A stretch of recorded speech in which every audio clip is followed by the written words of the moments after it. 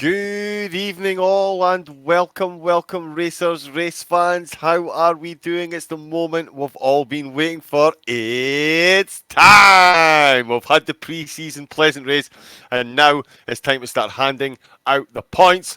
And all those points are going to be well earned as we open our season with 90 minutes of my beloved Spa!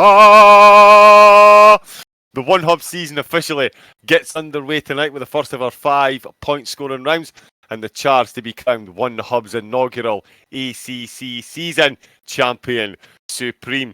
We've got trips to Silverstone, Hungaroring Zolder, and a season finale at the Cathedral of Speed itself, Monza.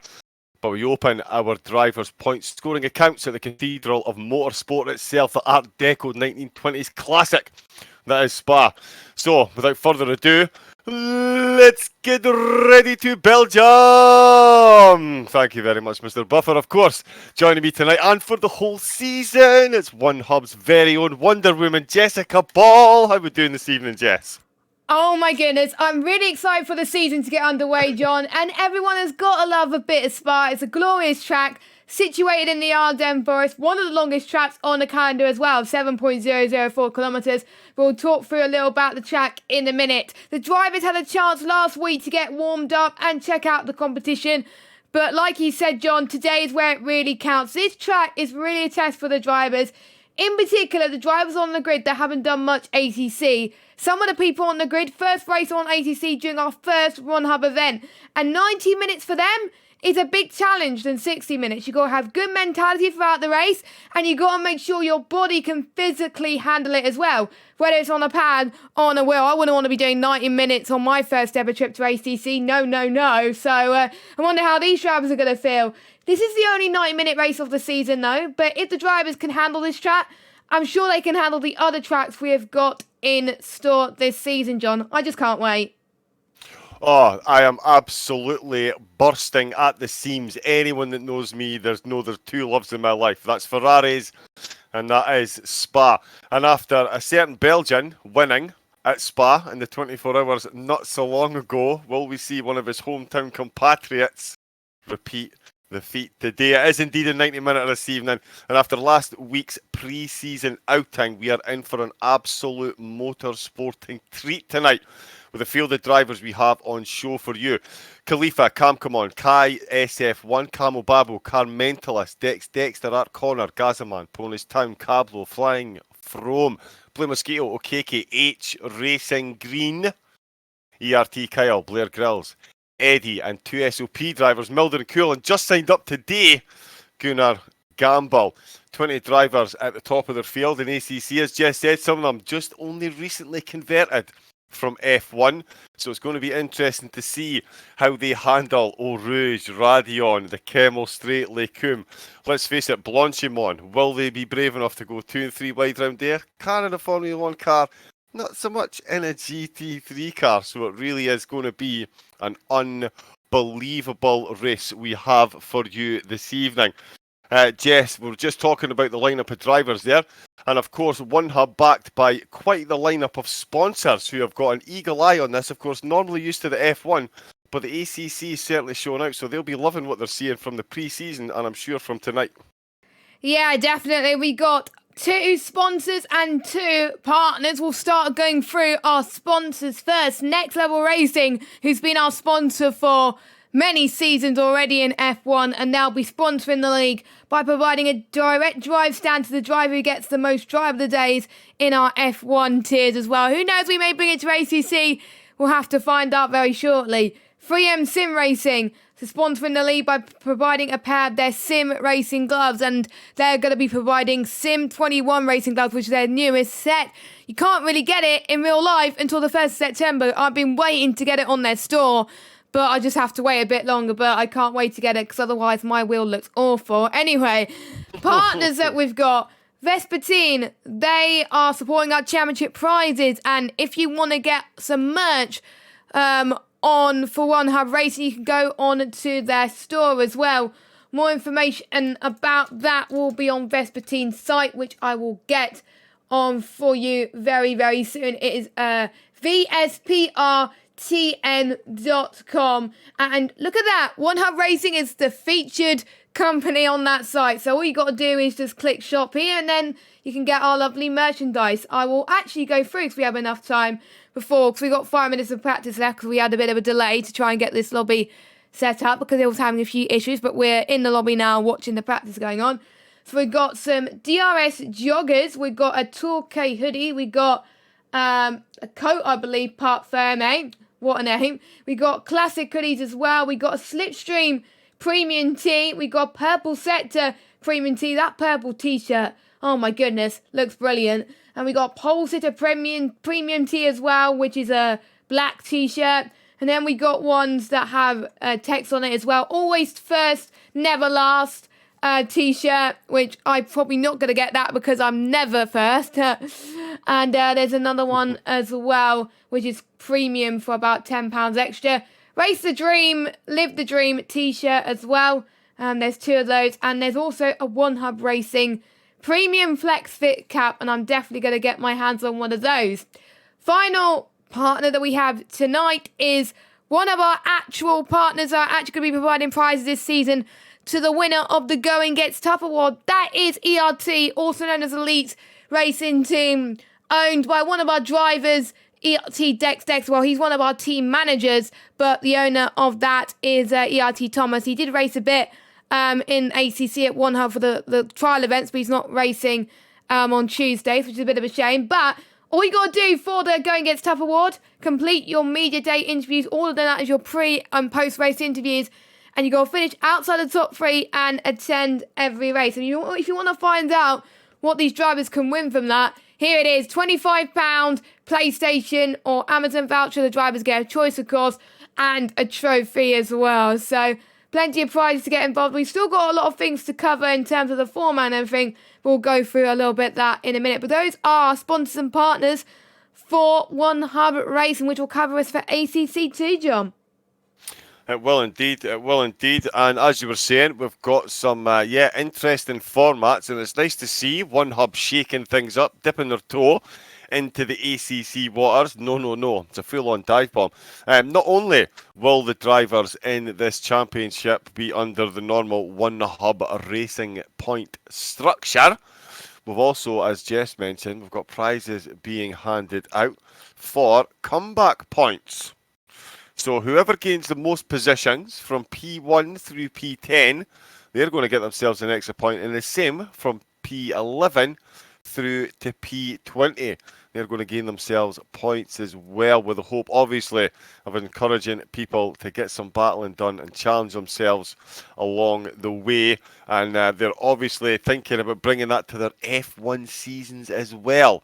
So we are the trialists, pioneers, I believe Jess and I called it last year. Trailblazers, that's exactly right. And talk about Trailblazers, that's a great link. Why? Because we're in Belgium. We're at Spa. We've got Ferraris, 1921. In fact, the first race at Spa, 1920. How many drivers? 1. And he still came second. That's a joke, of course. He did finish the race. Has been synonymous with every single part of motorsport. Development, breaking things through, innovation. Also, plenty of accident there as well. Always a harsh reminder, the difference and deadliness that motorsport can bring. But the Spa of today, a much safer place than it was certainly back in the 1920s. It's had more facelifts than most of your high-end, top-of-the-pops #1 singers, I would say. And it's left us with a 4.3-mile absolute pinnacle of driving madness. It's got one of the longest pit straights. I believe they serve burgers, hot dogs and tea in the pit lane. It takes about a week and a half to get through that thing. So that's definitely, with a mandatory pit stop tonight, it's going to make it very, very, very interesting indeed. It's actually stays, it's only 69% of the lap time that you lose coming through the pits here at Spa, but the lap itself is well over 2 minutes. I don't want to give away too much at the moment, but looking at some of these practice times, it's a good thing I'm commentating and not still trying to be a racer. The guys and girls involved tonight, as I say, Spa promises everything that you could possibly hope for in a racetrack, with so many overtaking opportunities, slipstream opportunities, It's going to be an amazing one for the drivers. They've got a pretty steady track temperature this evening. I am so excited for this one, Jess. I absolutely cannot wait to get this one going. It promises to be a great opener, and we've got an amazing season ahead as well with these tracks that we've got on the calendar. Yeah, we discussed it earlier on in the stream as well with the tracks we've got lined up. I absolutely love them as well. We got the high-speed tracks coming up first with Spa and Silverstone. Then we got the medium-type tracks and obviously the low-speed tracks as well. Luckily, the drivers didn't have to get the DLC tracks because these are all from the base game on ACC as well, so they didn't have to spend extra money. Maybe in Season 2, they'll think about doing some from British GT DLC, or some other DLC, the Intercontinental one as well. So everyone in the ACC team, as it were, are looking to improve the season after season. So this is the inaugural season. It should be a lot of fun. So we're just about to get into qualifying, but we'll briefly touch the format once again. It is going to be different to what you're used to in the trial events that we did earlier on in the year. So the preseason race that just happened last week and in round 3 will be 60 minutes long, the race. Rounds 2, 4 and 5 will be 75 minutes. So that is the average time that the races are going to be held for. And the first round is the longest out of the lot, like we said in Spa, 90 minutes long. And each lobby has a 15-minute practice session. Then it has a 15-minute qualifying session. So the practice session is just about to finish and everyone is about to start their laps around quali. Ambient temps, track temps are dynamic with the time multiplied dynamic as well. Each driver will have to do one mandatory pit stop for both tyres and fuel. If they do not do that, they will be disqualified. Luckily, no one forgot last week, which is good to know. Drivers are required to record or stream their races in case of any incidents as well. So if they do not record their races and they've been called to the stewards room, I believe they will be getting a penalty. And drivers need to pick one car for the whole event. If they pick another car for round 2, for example, compared to round 1, they will get a big fat DQ from the season. And we didn't want that. So let's talk, King John. Let's get into the match. We're in qualifying. Yes. It is Spa. And we got 17 drivers now. One driver who was struggling to get into the session is now in the session. So it is all good. Shame we don't have a full grid, but boy, oh boy, this is going to be great. It really is. The driver that couldn't get in, actually, SOP Cool and the SOP Motorsport boss is in the house, checking up to see how his prodigies do. Of course, 2 of the SOP drivers we've got in this evening, Milden and Cool. Milden, I definitely know. I've seen him racing a few times. Had the pleasure of commentating as well. Won the silvers there. So we can expect him to make a big splash early doors. SOP Cool as well. I think I've seen him racing once. Simon's going to have to remind me. I think that was a race he and I commentated on. Can't remember specifically which one though, but he is a fairly newish name to me, although he's been in the team for a while. He's just been racing elsewhere. I am, of course, going to be keeping a close eye on Dexter. It was one of his hometown driver from his hometown, that won the Spa 24 Hours in a Ferrari. Dexter's in a Ferrari for the opening season. His racecraft is not to be underestimated in any way. He qualifying, not the best at qualifying. He'll admit that himself, but you don't need to be when you can put in the type of consistency that he is going to put in. 15 minutes our drivers have to qualify, and you can shave about 4 minutes straight off the top of that with your out lap, trying to get out the pits, trying to get a bit of time. So the drivers are only going to get a couple of laps to put in a decent time and get themselves someplace up the grid. Of course, this isn't a track where qualifying is held in the highest of regards. Certainly something that was played out in the pre-race interviews. Let me just find where I'm looking for. I thought that was such a smooth link there, Jess. There was definitely, where did we... Question 4, John. That's the one I'm looking for. There we go. See, look, it's a good thing one of us knows what we're doing. And I think we all know which one it isn't. That's me. But yeah, as the drivers have even said, there was a question a minute, how important is qualifying here at Spa? And not many of the drivers at all thought it was important with there being so much overtaking. Although Dexter did say qualifying is always important, but you can definitely overtake on this track. So quali is not key. Blue Mosquito was the same, shouldn't be too bad, as there's plenty overtaking places. Eddie says it is always important. He reckons Spa isn't easy to overtake. What car is Eddie driving? Eddie, we need to have a word, bud. Yeah, but he's going to do his best. Yeah, we definitely do. But he's going to do his best to start this championship on the right foot. Car Mentalist didn't race last season. He's won ACC races. He's won lots of races. He is blisteringly quick. It's horrifying. But he says it's always important to be at the front to avoid any trouble, which is fair enough, especially with Eau Rouge being the first corner of the race. Beyond the start, it's a long race, and he reckons it is fairly easy to overtake. So this is one of the tracks where qualifying is less important. Again, Art Connor agreeing, not massively important. Spa has a lot of potential for overtaking. I like the sound of Art Connor already. Cam, well, he just shrugged. Milden, not so important, which is good, as it's his weakness. Milden, who qualifying's your weakness, Mr. Win the Silvers. Seriously, come on. I'll tell the jokes, you do the driving. How about we stick to that? Yeah, let's stick to the status quo, bud. Pablo does think it's going to be important, but strategy is going to play a big part. Yes, it is. That pit lane from hell. 95 seconds you lose for a tyre change. You could do a lap of Brands Hatch and have a cup of tea in that time. Flying Froome, he says it is pretty important in general, because on ACC he reckons it's hard to pass. So I think he's maybe new to ACC, coming from the F1. The contact physics on ACC, granted, not the best, but definitely this is a track where we're going to see 3 wide all day long.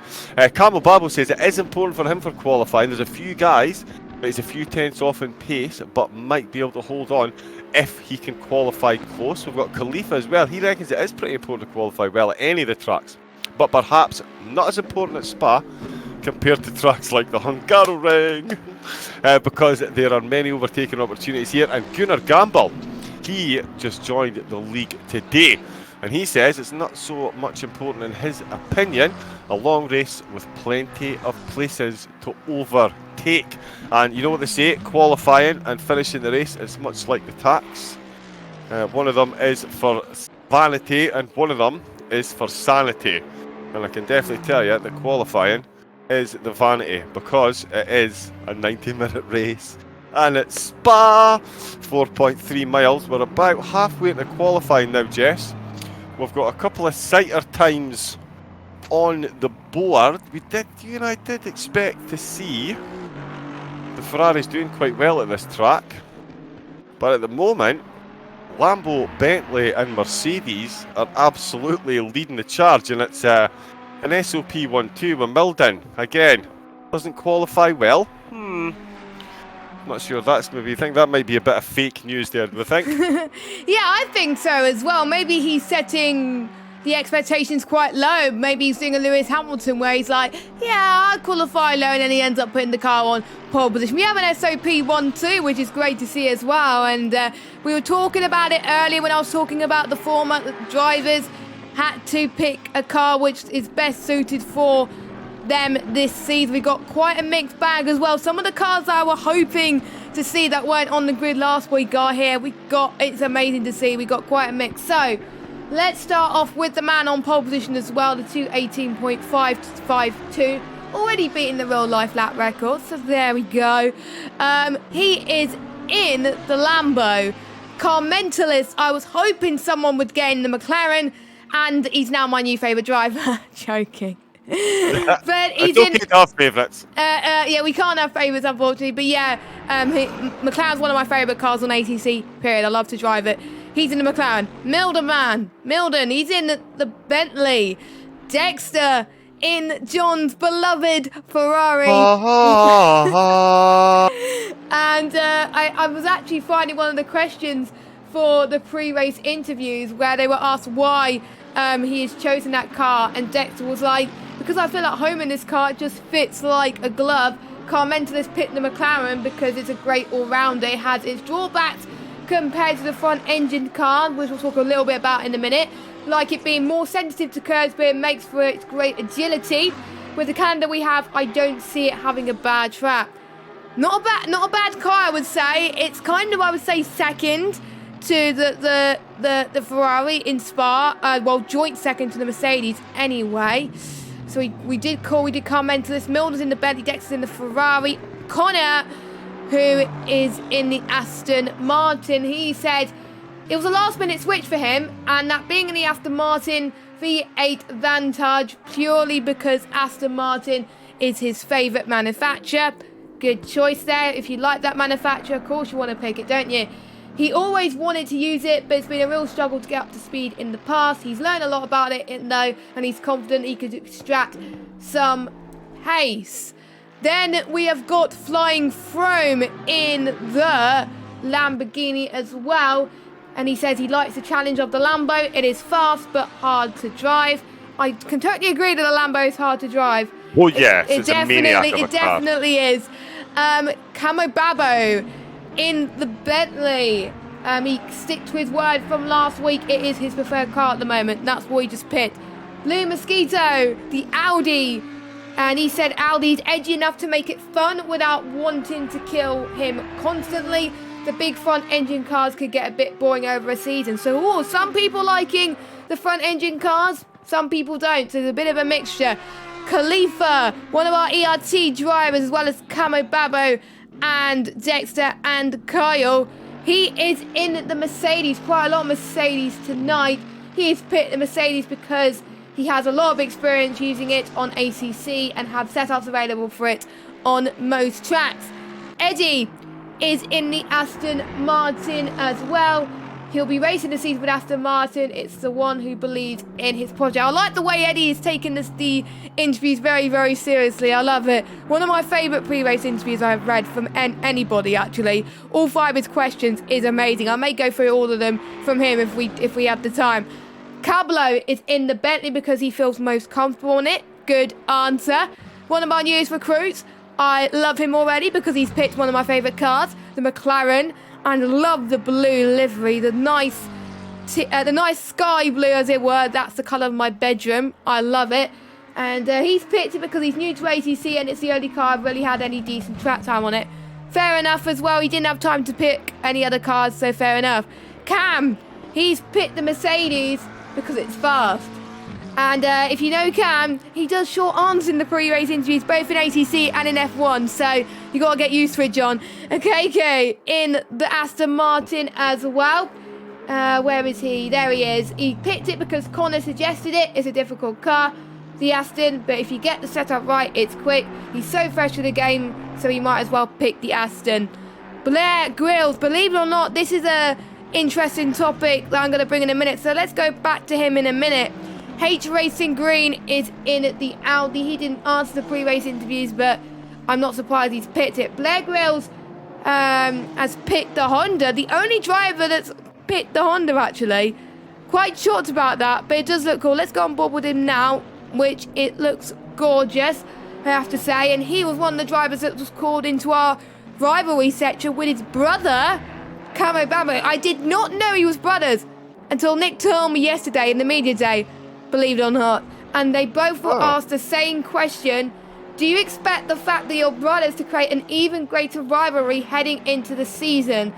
And Blair Grills replied, unfortunately, due to my brother's sweaty nature, I'll not be far enough up the field to be battling him. I'm happy to make up the numbers, which is good for the league, as he used to stop playing when I beat him as a kid. Wow. That's why I like the rivalries. Oh, I can't wait. And this Nick doesn't usually do the rivalries for Media Day, but he was called to do it this week. Nick, I love you with those questions. And Camo Babo says, I'll be honest, I'll struggle to think of anything I'm not better at. This is no exception. So Camo Babo being a bit more honest there. That is interesting. But that is your rivalries. We'll go through We'll go a bit more pre-race interviews in a minute and talk about 2 minutes left to go qualifying, and it is Car Mentalist.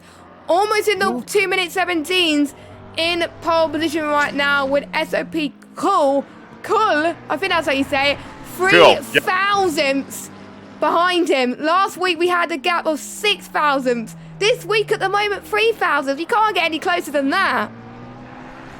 No, you really can't. You really can't. So I'm still cooking up my brother. It's so sweaty at everything. That's amazing. Get a few digs in the live TV. I've also got to love the guys in the chat as well. Luke said he doesn't like an Aston Martin and SOP Motorsports. Simon instantly replied, Sergio Perez. Very good indeed, very good indeed. But yes, Simon, ERT Kyle, Art Connor are fast. Gunnar Gamble, he says, is very fast too. And you're absolutely right, Simon. It is an absolute cracking lineup. Sorry, speaking of cracking lineup, I'm absolutely cracking up here. Let me read some facts and information for you. As you know, OneHub normally specialise in Formula 1. They're only on season 19 about to start, so that's where most of these drivers have been plying their trade. The Formula 1 cars, as we know, are all very similar. A few odd bits and pieces and a couple of million quid here and there in research, of course, but in these cars it's a very different story indeed. Different engine sizes, 3.5 litre up to 6.2. We've got V8s, a couple of V10s in there. We've got engines mounted in the front, the middle and the rear, although there's no Porsches, so we can forget the rear wheel drives. The Bentley is a monster over the curbs. The AMG is a cheat car over the curbs, Simon. Yeah, that car you drive, bud, that's a cheat car over the curbs, as we've discussed. Great racers all drive Ferraris. Can't even say it with a straight face anymore. But yeah, there is a massive distance. As I say, even the Merc AMG up at the front has got a front splitter that can use to help balance that enormous nose. And another car that is, passionately, shall we say, nicknamed the Boatley. That is the Bentley, another car that sails over curves and has got some serious top speed. Very difficult to get past though, given the size of it. Jess touched on it. Quickest car around here? Well, it's got to be the Ferrari, obviously. Won the Spa 24 recently. Guided by a Belgian. Will we see the same today? He's in 5th at the moment, a second off the quite ridiculous lap time set by Car Mentalist. 2 minutes 18.1. I can't even get into 2 minutes 20 around here. Again, more reasons why I sit here commentating and not with my hands on a steering wheel. I'm just checking Milden coming across the line there actually, and he stopped short. So I've distracted myself there to see if Milden was going to get any quicker. So it's not the front row lockout. Quite the front row lockout we thought, but yeah, Car Mentalist 3,000 Jess between the top two. That is just that's scary, just insane. That is just insane. I never would have thought anyone would have been close to that. These two are going to give the drivers a run for their money, I have to say. But we still got someone on a lap right now. It's Cool in second. Can he beat Car Mentalist pole time to get into the P1 spot? He's the last person to cross the line. Yes, he does. 1/10 quicker than Car Mentalist. Worst person into the 2 minute 17s is the Lambo. So the Lambo comes out on top. SOP Cool on debut to OneHubRacing takes his first pole position. But to be honest, John, you know what he's like, so you're not really that surprised, are you? No, like I say, he's in the SOP team, and if you've got SOP in front of you, they have some very quick drivers in that team. Interestingly enough, though, Jess, wasn't the fastest man in all 3 sectors. I'm loving looking at these timetables and having a quick nosy at these things. Sector 2, SOP Cool, is the quickest man by a considerable chunk, actually. 2.5 tenths quicker than anybody else in Sector 1. Car Mentalist is actually the quickest man in Sector 1. Sorry, SOP Cool in Sector 2, Car Mentalist Sector 1. Quickest man in Sector 3? Dexter down in 5th. So it just goes to show you there is absolutely pace right through the whole field when the man setting 2 minutes 17 lap times around Spa doesn't take purple sectors in all 3. And we've got Dex, yeah, and my beloved Ferrari. Come on, Dex! I'm not biased, you are. He is taken. He is comfortably purpled Sector 3, so this really is going to be quick. We've got a heads up from Simon. He's saying in the chat that Gunnar Gamble is a quick one as well, and Simon knows he's quick drivers. He is down in 8th, and he is actually commensurately quick in sectors 1 and 2 with the top 3. So it's only his 3rd sector that's let him down. And given the time gap, if he'd have got his sector 3 right, he would have been very much in the mix for a top 5 position. Yes. That's how close it is. It's unbelievable. That's how close it is. And if Cool got a fastest sector, he would have been well into the 2 minute 17s than he would have done, honestly. But to be honest, he's happy with pole position, I'm sure. But it's not where you get points in qualifying, is you get it in the actual race as well. So that's something to watch out for. One of the other questions in the pre-race interviews is, do you roughly know what sort of positions you'll be fighting for this season? Dexter wants to be top 5, even though he still hasn't faced all the guys yet. Well, he's P5 at the moment, so he's already living to that expectations. As I switch over to the race action, there we go. Blue Mosquito, hopefully a podium or 2. A win will be a big ask. Well, you never know. Anything can happen in ACC, and it usually does. Eddie says, we are a new team. My goal is to finish top 10 and get 1 podium this season. Well, you're not doing too bad, my friend. Commentalist P2 on the grid at the moment says, I believe I can fight for the title. It's going to be difficult, especially with a shorter calendar. That means there's no room for an off event. And I have to say, I agree with Commentalist a lot there. Connor saying, hopefully top 5, although there's a few people yet to race that are very, very quick. And Connor knows what we're talking about. And I think everyone in the chat from SOP knows what we're talking about as well. Cam just puts, yeah. So I'm guessing he knows where he's going to go. Probably, he said in the first question that he's probably going to be a back marker. But he was questioning the post-race stewards report last week that he wasn't very good with obeying the blue flag rule. He didn't move out the way quickly enough and almost took someone out. So, Cam, hopefully you don't do the same this week, my friend. Pay attention. Pay attention, yes. Milden, hopefully podiums, but there's some serious talent in this. Well, Milden's looking very, very good at the moment, so he is living up to his expectations so far. Cablo would highlight the hope in the mid-pack, pick up a few cheeky top 10s. Flying Froome, top 4 and 5, but it's very close. That's the most common theme, close. OKK, he thinks top 10 as well. Camo Babo, yes, without having raced everyone, I think I'm more than likely just be inside the top 10. Khalifa, after seeing some quick drivers sign up to the league, I'll be happy to consistently finish in the top 10. And Gunnar Gamble, he's not expecting anything because it's his first race at OneHubRacing. So he's just going to go out there and have some fun. And sometimes that's where you get the best results. Let us know in the chat who you think is going to be winning the race. Make sure you follow us on Twitch by clicking the follow button if you haven't already. Follow us on Twitter and Instagram as well. The handles for both of those are OneHubRacing. Also subscribe to us on YouTube as well. That is where we do most of our streams, and all of our streams that are streamed on Twitch, which are some of our F1 tiers per week, and all of our ACC tiers will be uploaded to YouTube straight after the event, usually a day after. But there we go. And also make sure you check out our website, OneHubRacing.com. We're not that far until the start of the race, and I'm trying to find one of our spreadsheets so I can go through quickly the point structure that they have at OneHubRacing, because they follow the OneHubRacing points. So first place gets 20 points, second 17 points, third place 14 points, fourth place 12 points, 5th place 10 points, 6th place 8 points, 7th place 6 points, then it's 5, 4, 3, 2, 1, all the way down to 12 points. No fastest lap points, just the comeback points, which John was talking about earlier. Oh my goodness, 90-minute race, and we're also going to be going into the night very, very soon. This is sunset conditions. This is 8:17 at night. And oh my god, let's just get this race underway. Don't forget, the starting line is not the source.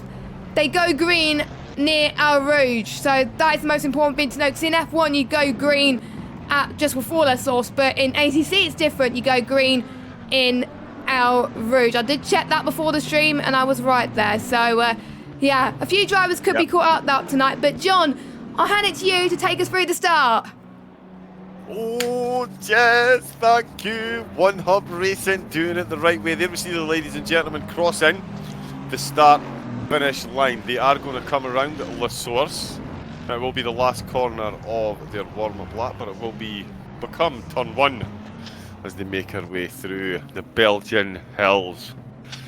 Here they come then down the hill, as Jess said, facing Eau Rouge, up Radio on the Kemmel Straight.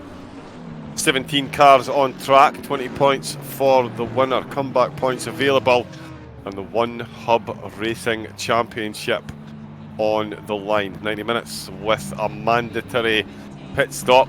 Lamborghinis and McLarens leading the way, and it's green, green, green, go, go, go.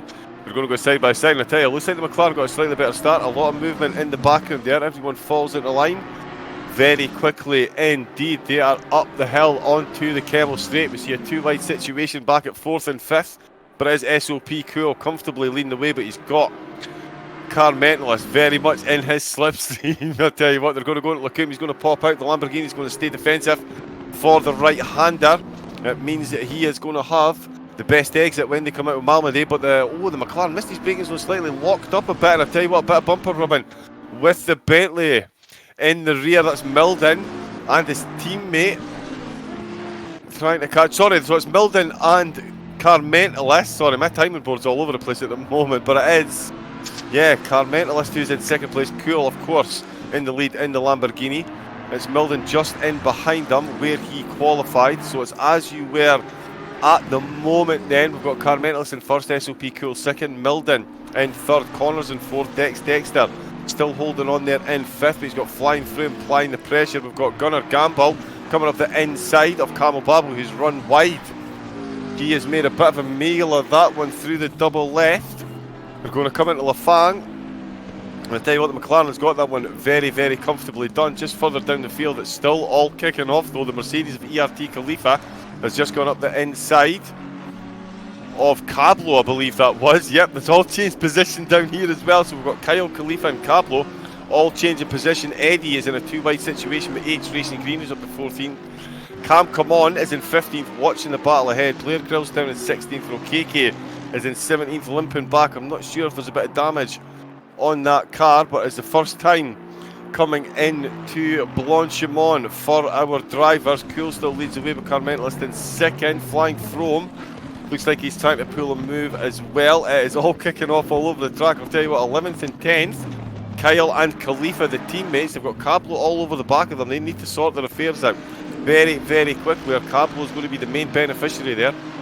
So the two Mercedes of Kyle and Khalifa, they have actually pulled away from Cablo. He's now 8th, Racing Green. Are the teammates going to go side by side into La Source? I think they are. Oh, and I tell you what, all that's going to do is give double slipstream cover to the Bentley in the rear with the Audi lurking in the background.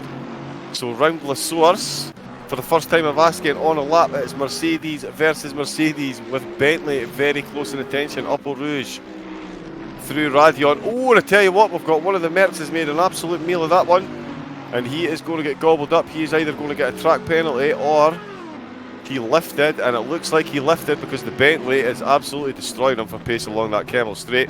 This is going to be an interesting one. Is he going to go for the move? Is he going to try and defend? Ooh, very tight heading into Lecombe. Now they're going to go side by side into Brussels. There goes Eddie there, and Cablo doing a fantastic job, much better than last week. These guys are probably not used to it as much, but some of these guys have raced in SOP before in the other splits, but this is a mixed ability splits. They're all in the same tier, as it were. If we get more drivers interested in the future, we may have room for 2 tiers, but we need to find some more commentators for that. So that's going to be difficult, so that's why we sit to 1 tier at the moment. So yeah. Jump on board with second, Jess. Sorry, jump on board with second. Car Mentalist is being put under all kinds of pressure from SOP Milden at the moment. He did look like he was all over the back at SOP Cool. I don't think he quite managed to get the move done as they were coming through Le Fang, and what that's done is it has thrown Car Mentalist, the Cool's SOP teammate Milden, in the Bentley. He looks like he has gathered himself coming into Blanchimont. But yeah, the battle for the podium, there's no way this one is going away anytime soon, Jess. Blanchimont, turn number 2, lap number 2. And yeah, Car Mentalist, he has got himself a rear view mirror full of SOP colours there. And oh, I tell you what, at the last chicane, Milden looked like he was going to have a look. He was having a look, almost into the bus stop, but he couldn't quite get it stopped in time, unfortunately, as well. And those are 3 drivers which we were expecting to do well as well. I've heard Milden race, and not just ACC as well. I've watched him on Project Cars too as well, so he's used to the GT cars anyway on Project Cars. But even so, ACC is a lot different compared to Project Cars 2. The ACC has been on the console for pretty much a year now, a year and a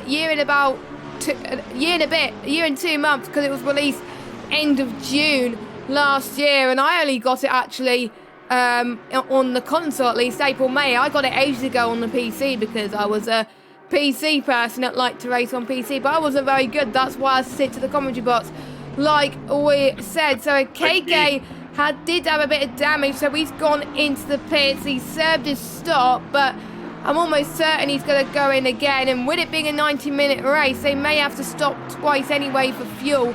There's no way the fuel's going to last as long as it did. So maybe they'll time it by going into the pits, maybe with an hour left or maybe 30 minutes left. So then they have enough fuel to last until the end of the race. Because if you pit now, there's no way the fuel can last to the end if you do one stop. So KK will have to go into the pits again. So we've got 2 massive battles happening at the moment. Milden's just minding his own business at the moment. But Car Mentalist is right on the gearbox of Cool then. This is going to be very, very exciting heading towards campus and into Stabilo. He's taking a beautiful line as well. We've got Milden in the mix as well. These 3 are definitely on their own league in terms of racing at the moment. As they head towards the next section, you're now going to be heading towards Paul Frere. A lovely section of the track. Make sure you don't go too wild, because otherwise you're going to end up spinning. That's what I found out in the Formula 1 cars. And you'll probably end up spinning in the GT3 cars due to how different they are compared to the F1. So which one looks closer out the lot? It is Milden down in P3. In the Bentley, it's quite big cars. Car Mentalist is looking to defend on Milden. Heading into the bus stop chicane, he defended that nicely from the 3rd place man as well. But Car Mentalist looks like he's going to go for a move on our race leader. He's going to go to the left-hand side. Cool tries to cover it off as they head towards La Source. This is amazing racing from both of these drivers. Who is going to come out on top? Car Mentalist decides to take the left-hand side line, and Cool taking the line which not many people take, but he's very, very brave to defend on that line. Incredible stuff. Going towards El Rouge then. Car Mentalist may try for a move again, heading towards up the hill, but I don't want many people to get damaged there. So he's about a few tenths separating them. Slipstream and the tow is going to help him here. I'm almost certain he's going to go side by side in the camel straight. Oh my goodness, this is amazing. This is why I love Spa with so much action. It's great. Car Mentalist is going to look for the move. Look, is he going to take the lead? Cole is going to defend for his life, and there's a bit of contact. He's gone wide. Will Car Mentalist return in position? I think he might. I'm not entirely sure, but Car Mentalist takes the lead. Cole in second, but Cole is struggling. Milden is right on the back of him right now. But superb race from our top 3. I wonder if Connor will get into the mix as well. We also got a battle between Flying Froome and Dexter as well.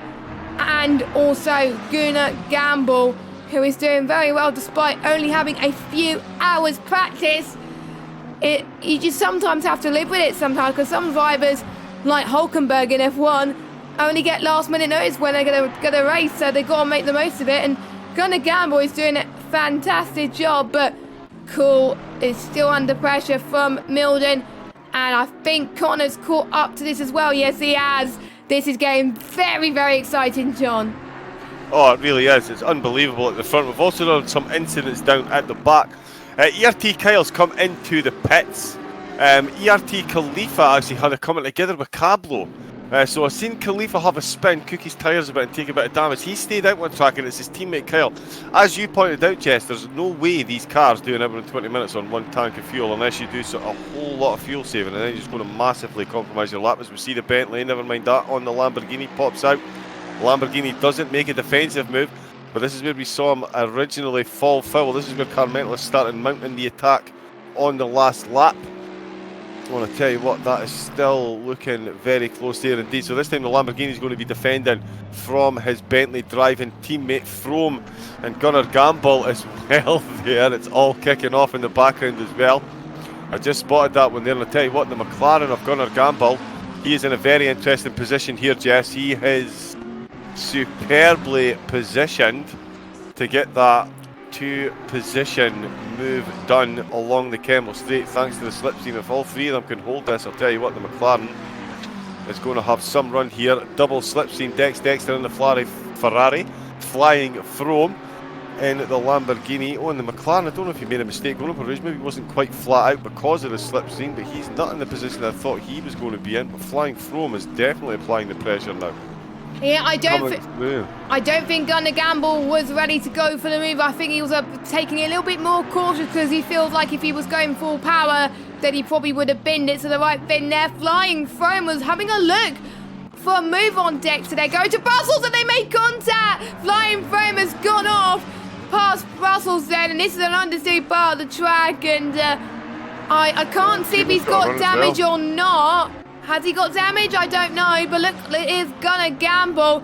He's going to take advantage of this straight away. He knows that they made contact, Dexter and Flying Froome, so Gunnar Gamble could potentially get I don't even know what position it is. I think it's P5. Yeah, P5 out of all of this. So that will be insane. The timings will update. It's like F1, where the timing tower glitches are hell and they don't fix it. Please fix it.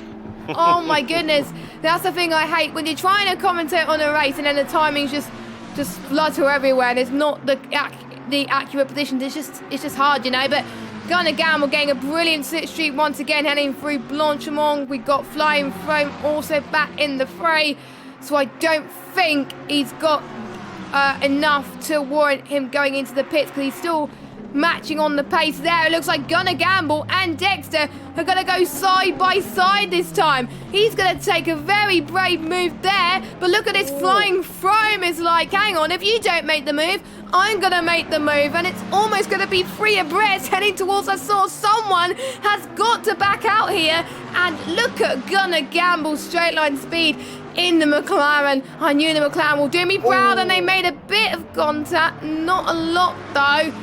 Gunnar Gamble, bravo, is up into 5th place ahead of Flying Froome. Dexter's dropped from 5th to 7th. Not ideal from the man who won the pre-season race last week as the sun is starting to set. I love the sun around here as you look down the hill from El Rouge. It's absolutely fantastic.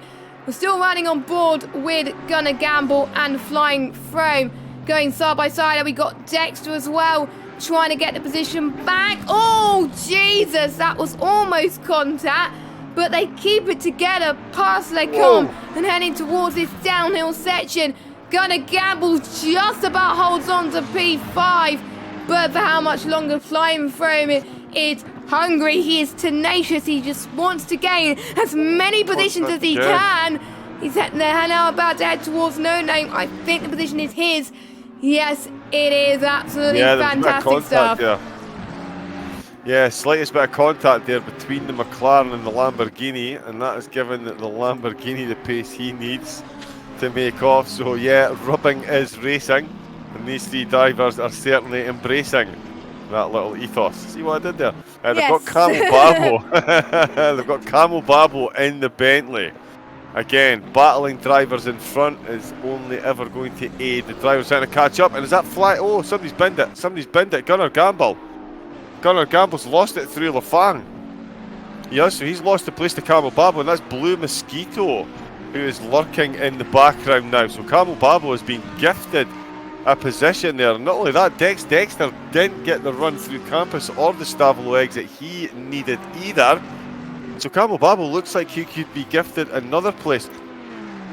In the last go round here, we did see The slipstream catch out the McLaren. Will the Bentley, although he's that far back, the slipstream's only going to aid him. He needs to make sure he brakes about 10 metres earlier because of the slipstream.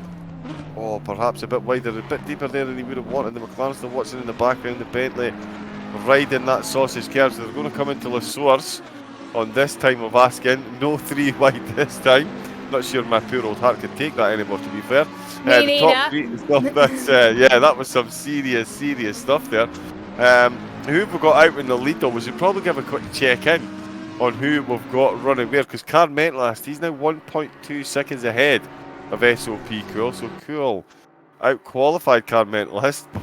Well, we'll see out-qualified him. Oh yeah, he did, sorry, he got the 217.967, a tenth and a half ahead of Car Mentalist, but Car Mentalist has overturned that in the race. And he's got himself out in the lead, 1.3 seconds down. Milden's in third corner, patiently watching in the background there. He can see all 3 podium positions right in front of him. And with an hour and 15 and a mandatory pit stop still to go, oh well, the first 6 laps have shown us that anything is possible. Flying Froome, he's got himself a bit of a gap now in 5th. The next little cork in the bottle though, that is Dexter.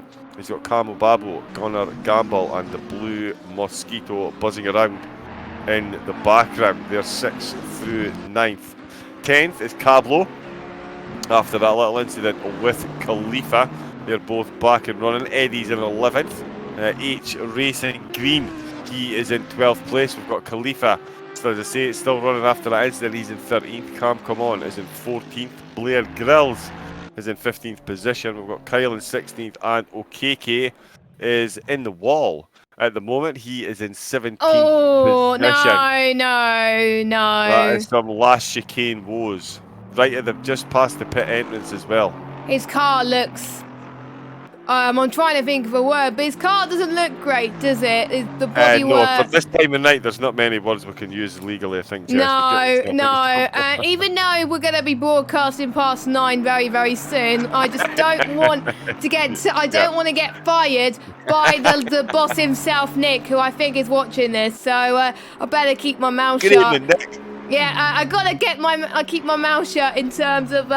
words, as it were, in terms of swear words. I almost said it at work the other day, accidentally, and I felt so bad. But they were like, "Yeah, it's okay." But I only swear when I race when things go wrong. But there we go. Anyway, jump on board with 8th. 8th position, Gunnar Gamble just gone up the inside. Wow. Camo Babo at La Source. Was that planned? I would say that was planned. I would absolutely say that was planned. He got a great exit out the last chicane and going into La Source. Yeah.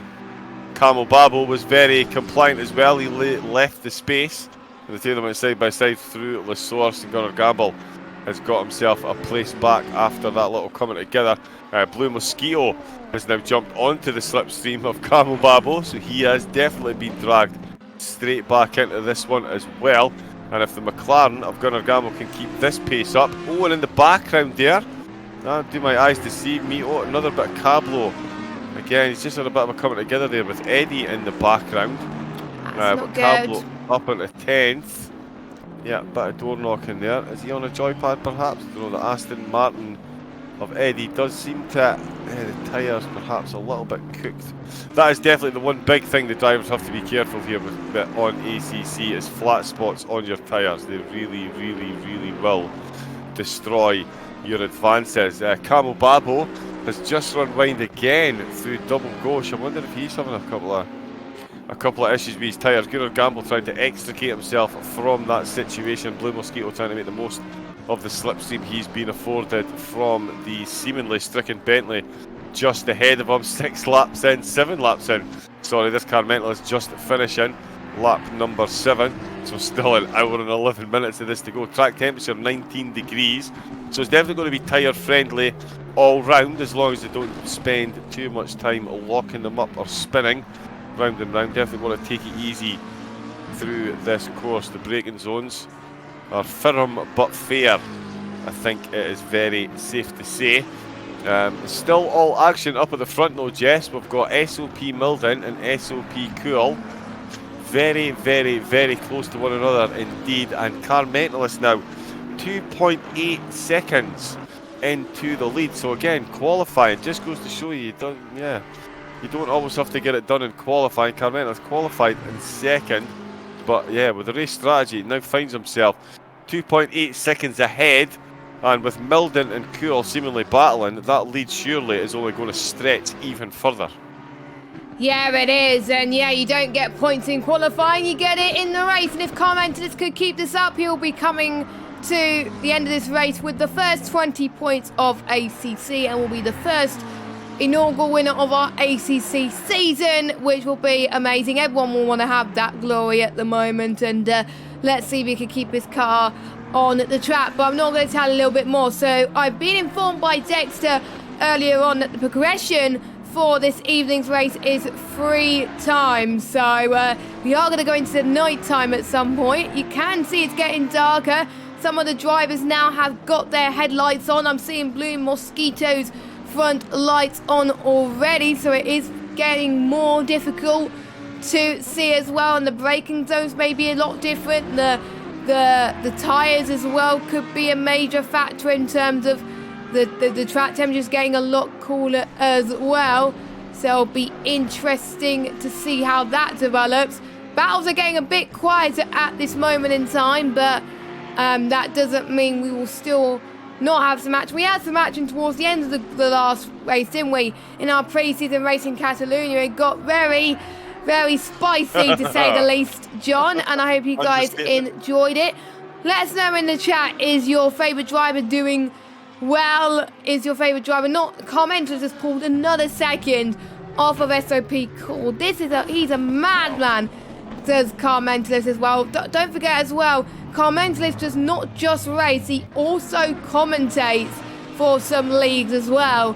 Not for us though. Hopefully he will in the future though, hint hint. But he mainly commentates, but he does do a lot of ACC in the background as well, so he is showing that commentators can race as well, you know, so he's doing the commentators proud at least.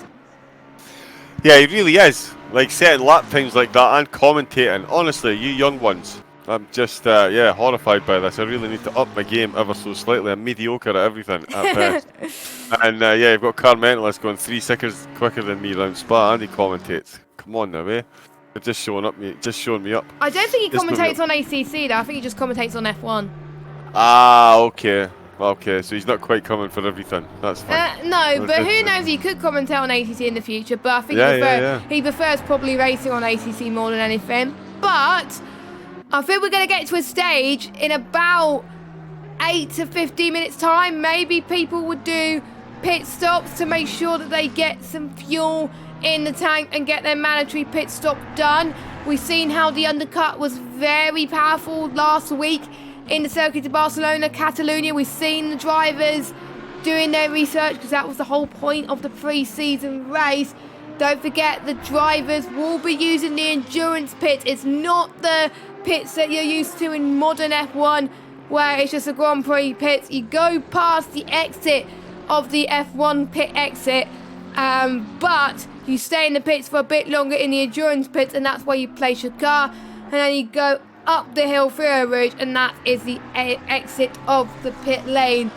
That's how long it is, and you stay in the pits for very, very long. I'm just looking at 95 seconds. 95 seconds. Thank you, John. I know someone's more alert with these type of things. John is very, very good with the stats, as it were, and I'm more focused on the facts. So there we go. We get on well.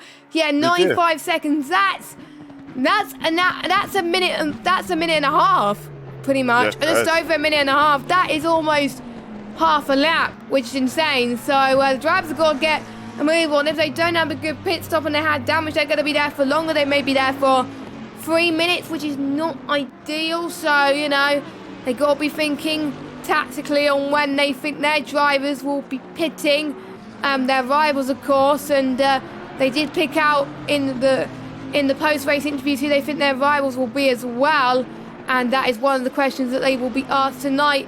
Do you think you've got a rival now after this race has started? But don't forget, we go to different tracks this season. We go to Silverstone next week, we go to Hungary the week after, then we got Zolder, and then Monza. So different tracks entirely. That's why we're racing in them as well. All of them in Europe, of course, because there's no tracks in America on this game. I kind of wish there was, but there we go.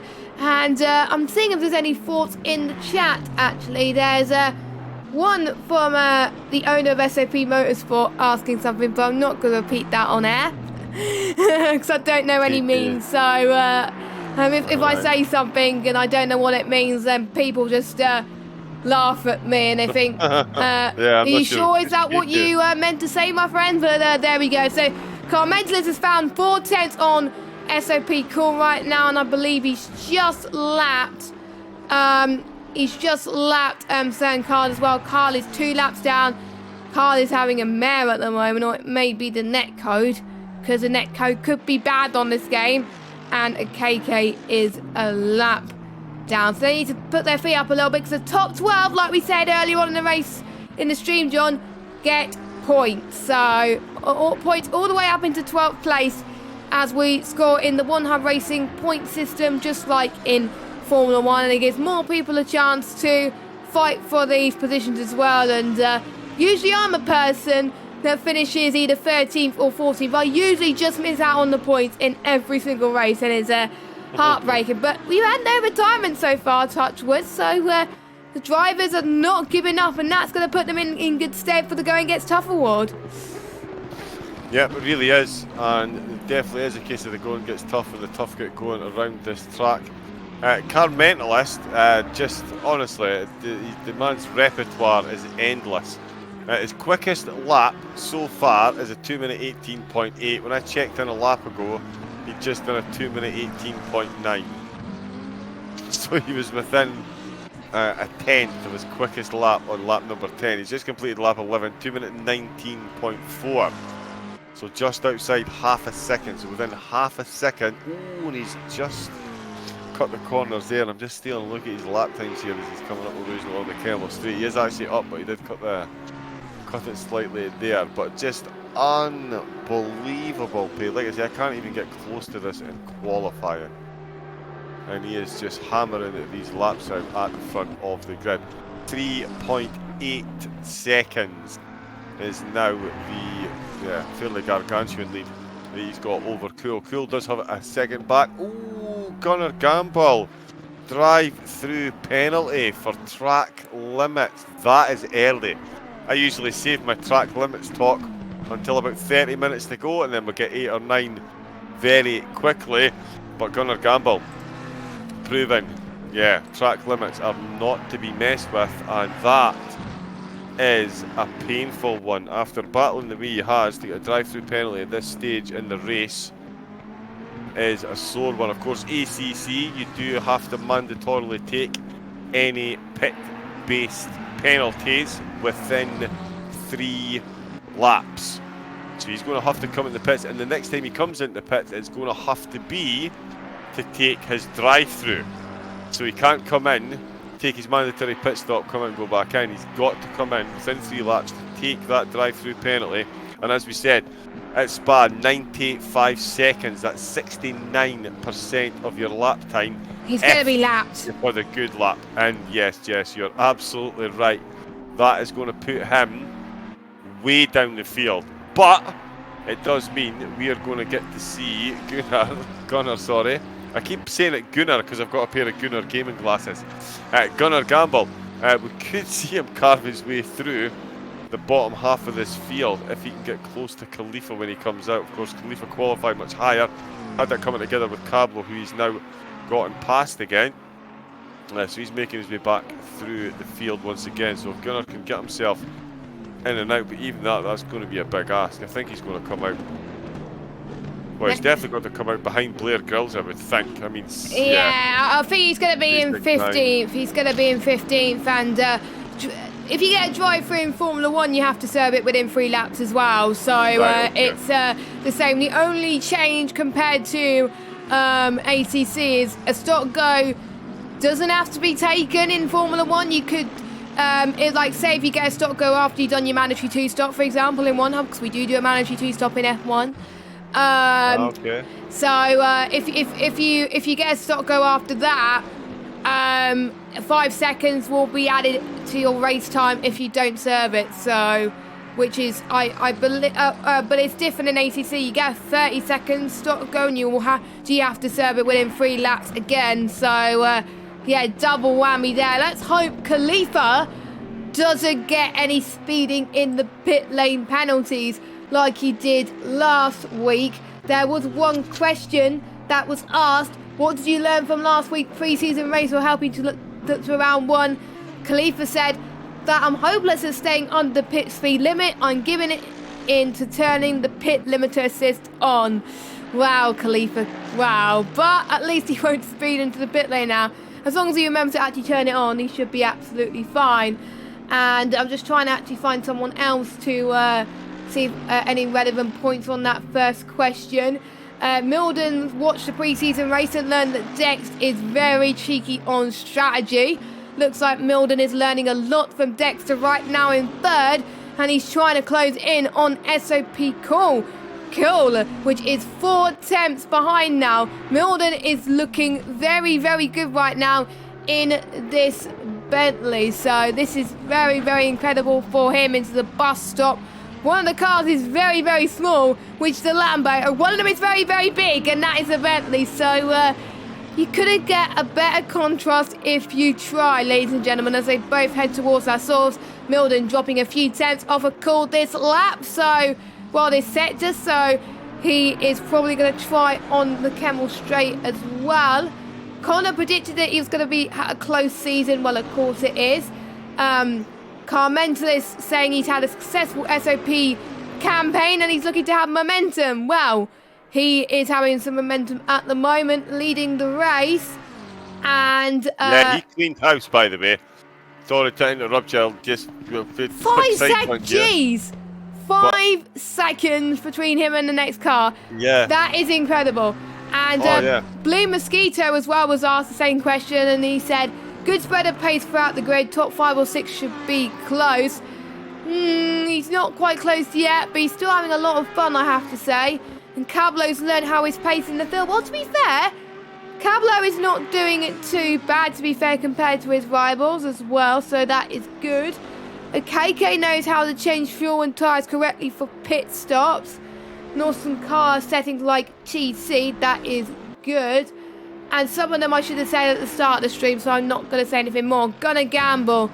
Let's hope he's remembered that he's got to serve his drive-through, because otherwise he's going to get the black flag and get disqualified. So, gonna gamble, because I know some people watch the stream as well as racing, which I don't know why you do that, because for me, when I do that, if I do that, I get frustrated, I get distracted. I watch qualifying sometimes, because I want to know how my driver's doing, what, you know, the commentators are saying about certain drivers, just to get a little bit of a feel. But race, nah. But let's watch Milden once again. 5 tenths is the gap heading towards Blanchimont, and we're seeing that it's getting darker. The lights are coming even more now, which means that the headlights are going to be more effective. Milden looked like he was almost going to get the move into the bus stop. These two have been looking sensationally good as well. They're in SOP for a reason. SOP, one of the top teams in ACC. If someone gets asked in the ACC world, have you ever heard of SOP? Then most people would have heard yes at this stage. Right, gonna gamble. Come on, please take your drive through. If you don't, we're gonna get a situation where he's done it. I think he made a mistake as well, if I'm honest. I think 2 laps ago, while we were watching Milden, I think he actually makes the mistake and Dex got past him. That's why he was so close to the back of Dex there. So I think he's made another mistake as well. I don't know if he was overly concentrating or if he was frustrated at having the drive-through. But yeah, I think, if I've got my tyre marks correct, it was through Lafan. Made a bit of a mistake, and Dex just absolutely left him standing along Paul Frere and through Blanchimont, and coming at the bus stop chicane. Dex got it done on lap, unlucky for some, 13. So Gunnar Gamble, and I tell you what, I'm just watching Gunnar Gamble there, and he's just absolutely rattled, as they say up here in the local vernacular, into the pit wall. That is so slow. Front left. I think he's done his front left. Oh, you have to come in straight after this, I think. Yeah, surely. I think so. Surely, because, yeah, it's so hard to come into the pit stop like that. It's just not very good as well. I was looking at the top of Eau Rouge, and the sunset don't stop. What is he? What? Has he stopped? Yeah, he stopped. Oh, he might get a black flag, you know. Ooh. He might get a black flag, so he was meant to take a drive-through, not do his pit stop. Oh, he's going to be in trouble. I hope maybe his engineer is watching and are realising he should have done your drive-through first and then your pit stop. That is a shame, but the sunset is looking gorgeous tonight on this game. I have to say, it's incredible. I can't remember what time it is at the moment. I will actually go on to drive and it will actually... yeah, in the game, yeah, it's 10:05 at night. 10:05 at night, so there we go. So they're effectively going to race for 4.5 hours. Yeah, so that is 3 times. Time 3. Yeah, 4.5 hours. Oh, Milden, he was always going to go for the move once again. He's ever so close, about 3 or 2 tenths. They've been battling for most of this race, these two. It's incredible. And don't forget, neither of the top 14 have made their mandatory pit stop yet. They can go pretty much any time from now, and then their fuel can make it till the end of the race. So let's watch Milden as we head towards the Kemmel Straight.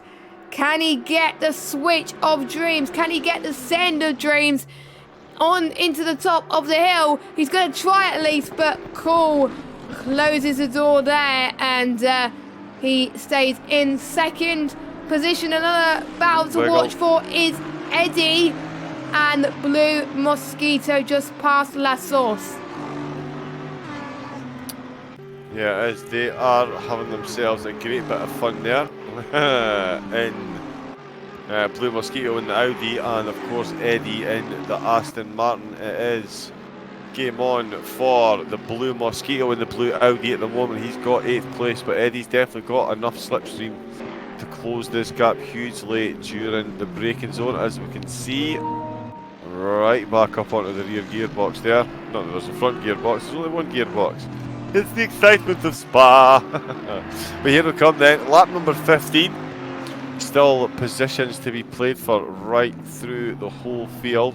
Only one driver's taken his mandatory pit stop at the moment. Khalifa's in the pits at the minute, so he is going to come out. He's going to have the least tyres left early in the race. The track temperature is plummeting and it is going to get later in the evening, so I hope he accounts for that when he's doing his tyre pressures, because as any ACC driver will tell you, your tyre pressures are absolutely crucial.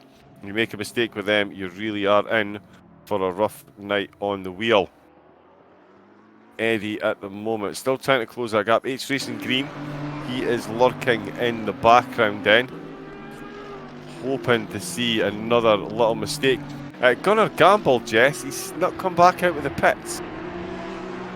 I think there may have been some kind of pit glitch because he's trying to stop and take his...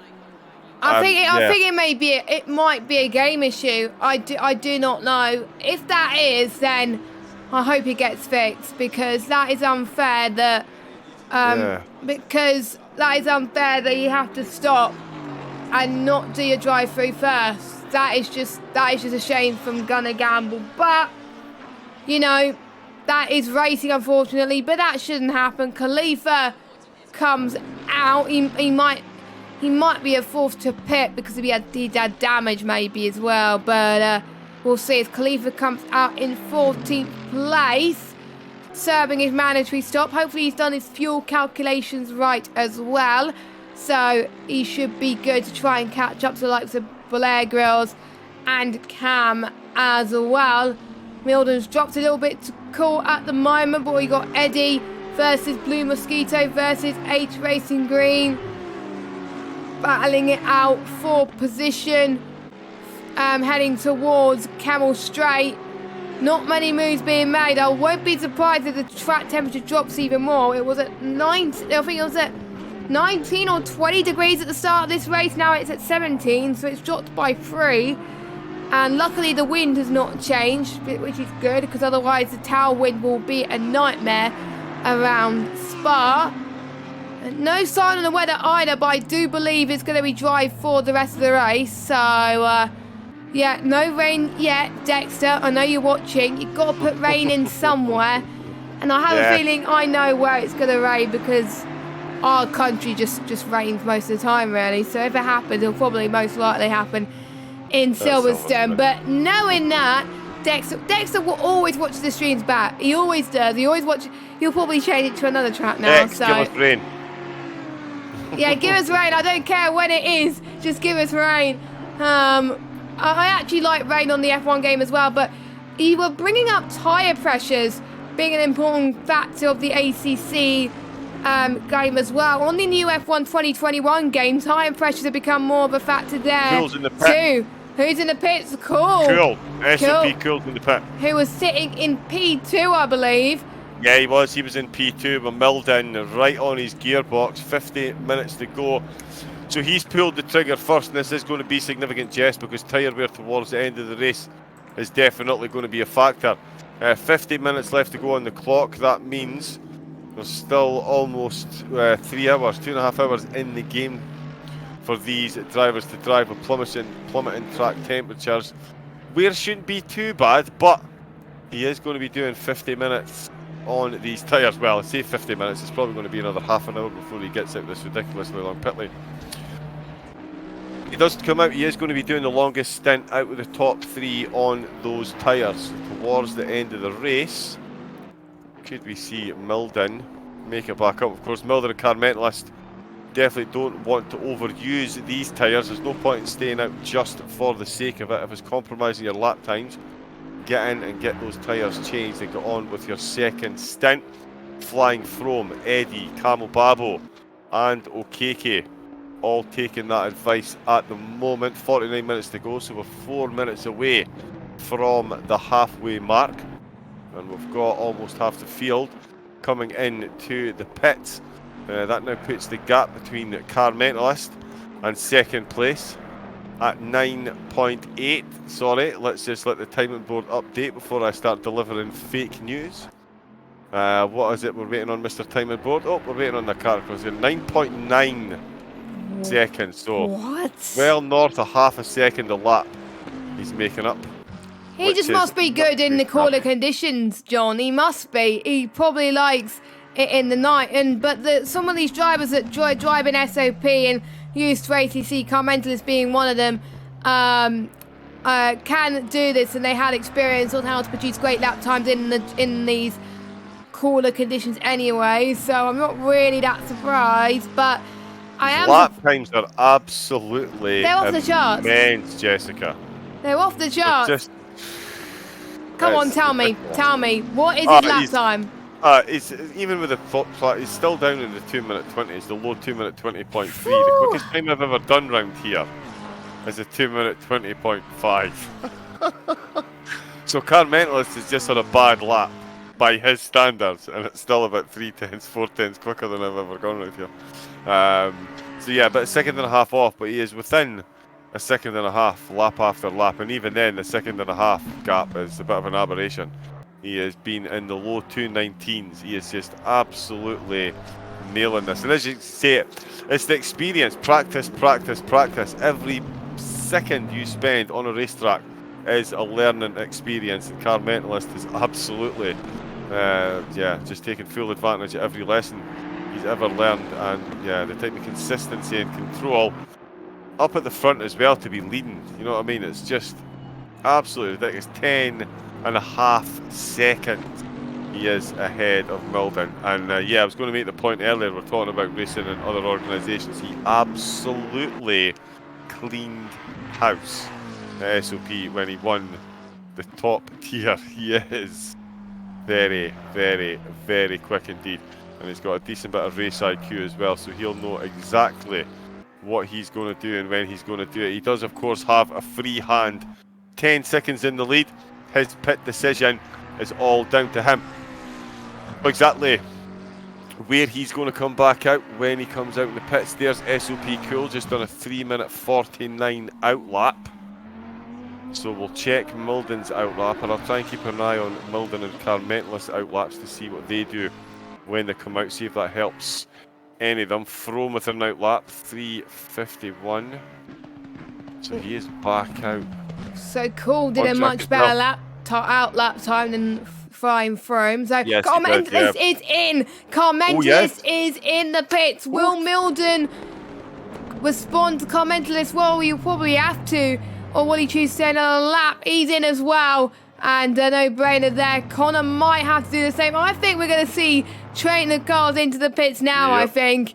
And we're going to see what their outlaps are. Blue Mosquito, we're going to watch to see what Blue Mosquito does. Ace Racing Green's not doing too bad either. But we're closely watching Carmentalist, SOP Cool, Milden, and Connor. Because those are our top 4 for most of this race so far, so we're going to keep an eye on those and see if they get ahead of the guy that pulled the trigger earlier, SOP Cool, because it's going to be close. It's going to be close. Here is Cool. Yes, it is. Cool is heading towards. If I get my track map up so I can see the corner names. He's coming through Lafang just now. He's going to be coming to Campus. So he's got Campus, just under a minute of his lap to go. I jumped on board. He had just about a minute of his lap to go, and Carmentalist was in the pits. So I think he's still going to be about 8 to 10 seconds behind. But it's the fun one. It's the SOP teammates going to swap positions when they exit the pits. That's where it's going to be close. Carmentalist is still very much stationary. So is SOP Milden, and Cool is through Blanchimont.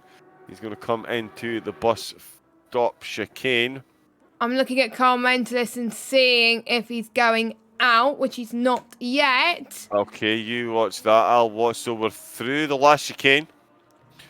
Carmentalist is going out. He's gone out of the pits. So let's follow him and let's watch where is Cool at the moment. Turning through the source. It's close. It's going to be close. Milden. Oh, Milden's rolling. Cool's going to stay in the lead. I think Cool's going to stay ahead of Milden. Yeah, I think he is. Milden going up the hill. I think he's going to be in the slipstream in the pit exit. Is he going to get out? Oh, look how close those two are. So it is absolutely as you were. Bring it on. Bring it on, John. Wow. Oh, my goodness. Wow. Just a heads up, if we were doing a 60-minute race like last week, we would have had 15 minutes to go. We've still got another 43 minutes of this. I could come and say 3 hours of Spa if I wanted to. Yes, please. That would be a dream come true. 8.7. Sorry, thinking out loud, distracted by all the squirrels running about my head, but SOP Cool 8.7 seconds now to Carmentalist. It's compared to 10 on Milden. 10. Yes. Well, no, yeah. Well, Cool was in second place with Milden 4/10 behind Cool when they came in the pits. When Cool came in the pits, he was about 10 seconds behind Carmentalist, so he saved himself about 1.3, and of course Carmentalist is now on his outlap. So I'll stay on board with Carmentalist and we'll see what his lap time pops up at. Getting very, very dark on track now for the drivers. Headlights set to full endurance mode. Could be a skating rink we get. And I tell you what, Cool is closing that gap, 7.7 seconds. So just between the pit stop and this first half of Carmentalist's outlap, he's made about 3 seconds. It's a long time in motor racing terms, I can tell you that. Coming at the last chicane there, and I've got an eye, as I say, on Carmentalist. He's coming along the F1 start finish straight. Going to see a lap time, 3:49.6. Wow. Pretty much identical outlap time to SOP Cool. That's unbelievable. And Cool's just done a 2-minute 20.3, which is 3/10 quicker than the lap that Carmentalist did before he came in to the pits. So these two drivers very, very, very much on pace with one another in the second half, or certainly the start of the second stint. Junior Gamble's still in the pits, so KK's in the pits, but our lead 3 protagonists, Carmentalist, Cool and Milden, they are all well and truly out the pits and off and running. Still that little bit of a gap there. It looks like Cool has absolutely done a number in the pits then, Jess. Carmentalist, oh, he's stretching the gap back out, but straight back up to 8.2. But Cool versus Milden. Cool is, not to use too much of a pun, he's in the driving seat at the moment and not having to do as much defending as he was at the end of stint 1. Nope, he's not. And I don't know what's happened with Milden because these two were so close. So I wonder if Cool is producing some consistent lap times compared to Milden as well, because like we said in many streams, consistency is key. And we've got another driver in the pits, that is Blair Grills, who is going into the pit box. I believe he's the second to last driver to do his mandatory stop. The last driver would be Cablo, and then it will be all guns blazing for the rest of the race. So we'll go for your order out of the people that are pitted. So we got Carmentalist leading the race. We've got Cool in second, Milden in third, Connor, who took the podium last week in our pre-season race, in fourth, Flying Froome in fifth, Dexter in sixth place, Eddie in seventh, Blue Mosquito in eighth position, Khalifa managing to have a good comeback so far into P9. H Racing Green has also had a good race so far in 10th position, and Camo Babo is in 11th. And at the moment, Cam will get the final point. Now, I am going to be checking Twitch a second as well to see if things stay as they are. Who would get the comeback point? Don't forget the comeback points is, and I can hear myself and I'm trying to mute it before it goes out of hand. There we go. That would have not been good. Luckily the viewers did not hear that anyway. But yeah, 8 Racing Green, yeah, you're right. Good spot. Yeah. Yeah, he qualified 17th. Yeah, H Racing Green, yeah, he's doing a marvellous job. And to be honest, he's a driver that is more used to GT Sport. He's a GT Sport man, sorry. And, wow, really? Is he a GT Sport driver? And he's just converted to this? Yeah, well, hats off to that gentleman. Yeah, well, he does a bit of ACC, but he mainly does GT Sport. So, wow. Yes, so I'm actually going to try and find qualifying on the stream happened earlier on. There we go. I think I just about found it. So H Racing Green started dead last, 17. Actually. Yeah, started 17. last. Wow. Well, yeah, the only way you could go is up for H Racing Green. So he's doing a great job. So he's got with inside the top 10, outside the top 10. Camo Babo. Yeah, probably Camo Babo because he started. Oh no, it's not Camo Babo because he's dropped a few positions. He's at the moment. Yeah, Cam has gained 2. Cablo, he stayed where he is. Blair Grills has gained 2 as well at the moment. Carl has dropped down a few. So at the moment, outside the top 10, it's between Blair Grills and Cam. And inside the top 10, well, there's a clear winner right there. H Racing Green at the moment. If it stays as it is, and H Racing Green is got it by a long margin anyway. So as long as he doesn't drop too much, he should be fine. Yeah, I think he should. Kyle, Eddie's done well as well. Sorry, he started in 12th. He's up into 7th. So he's gained himself 5 places. So he's done well as well to keep it on track. Cool, of course, qualified on pole with Carmentalist second. And yeah, that has quickly been reversed very early doors by Carmentalist. 22 laps in, 8.4 seconds. I was waiting to see there. That did shorten slightly after the pits, and it then stretched just as Carmentalist got his outlap completed and tucked up nicely under his belt. But it is 8.4 seconds, so Cool definitely steadying the ship, but so is Milden. He has steadied the gap at 2.1. They're going to come through the timing board once again. I did think it timed that slightly better, but we'll see what SOP Cool. So still 8.4 seconds. and 2.0, so pretty much bang on. So the top 3 running at a very, very, very commensurate pace to one another. We've got 4 drivers in the pit. Gernard Gamble seems to have had some kind of issue. He went in and stopped the car during a drive-through, and he's not been able to get back out. He might have just minimised the game, because you can't do that on PlayStation, so he's probably thrown in the towel, which is a bit of a shame. You don't give up, so gonna gamble. If you're watching the stream, my friend, let us know what happened. I would want to know. Yeah. As we got another driver in the pits as well, that's Cablo.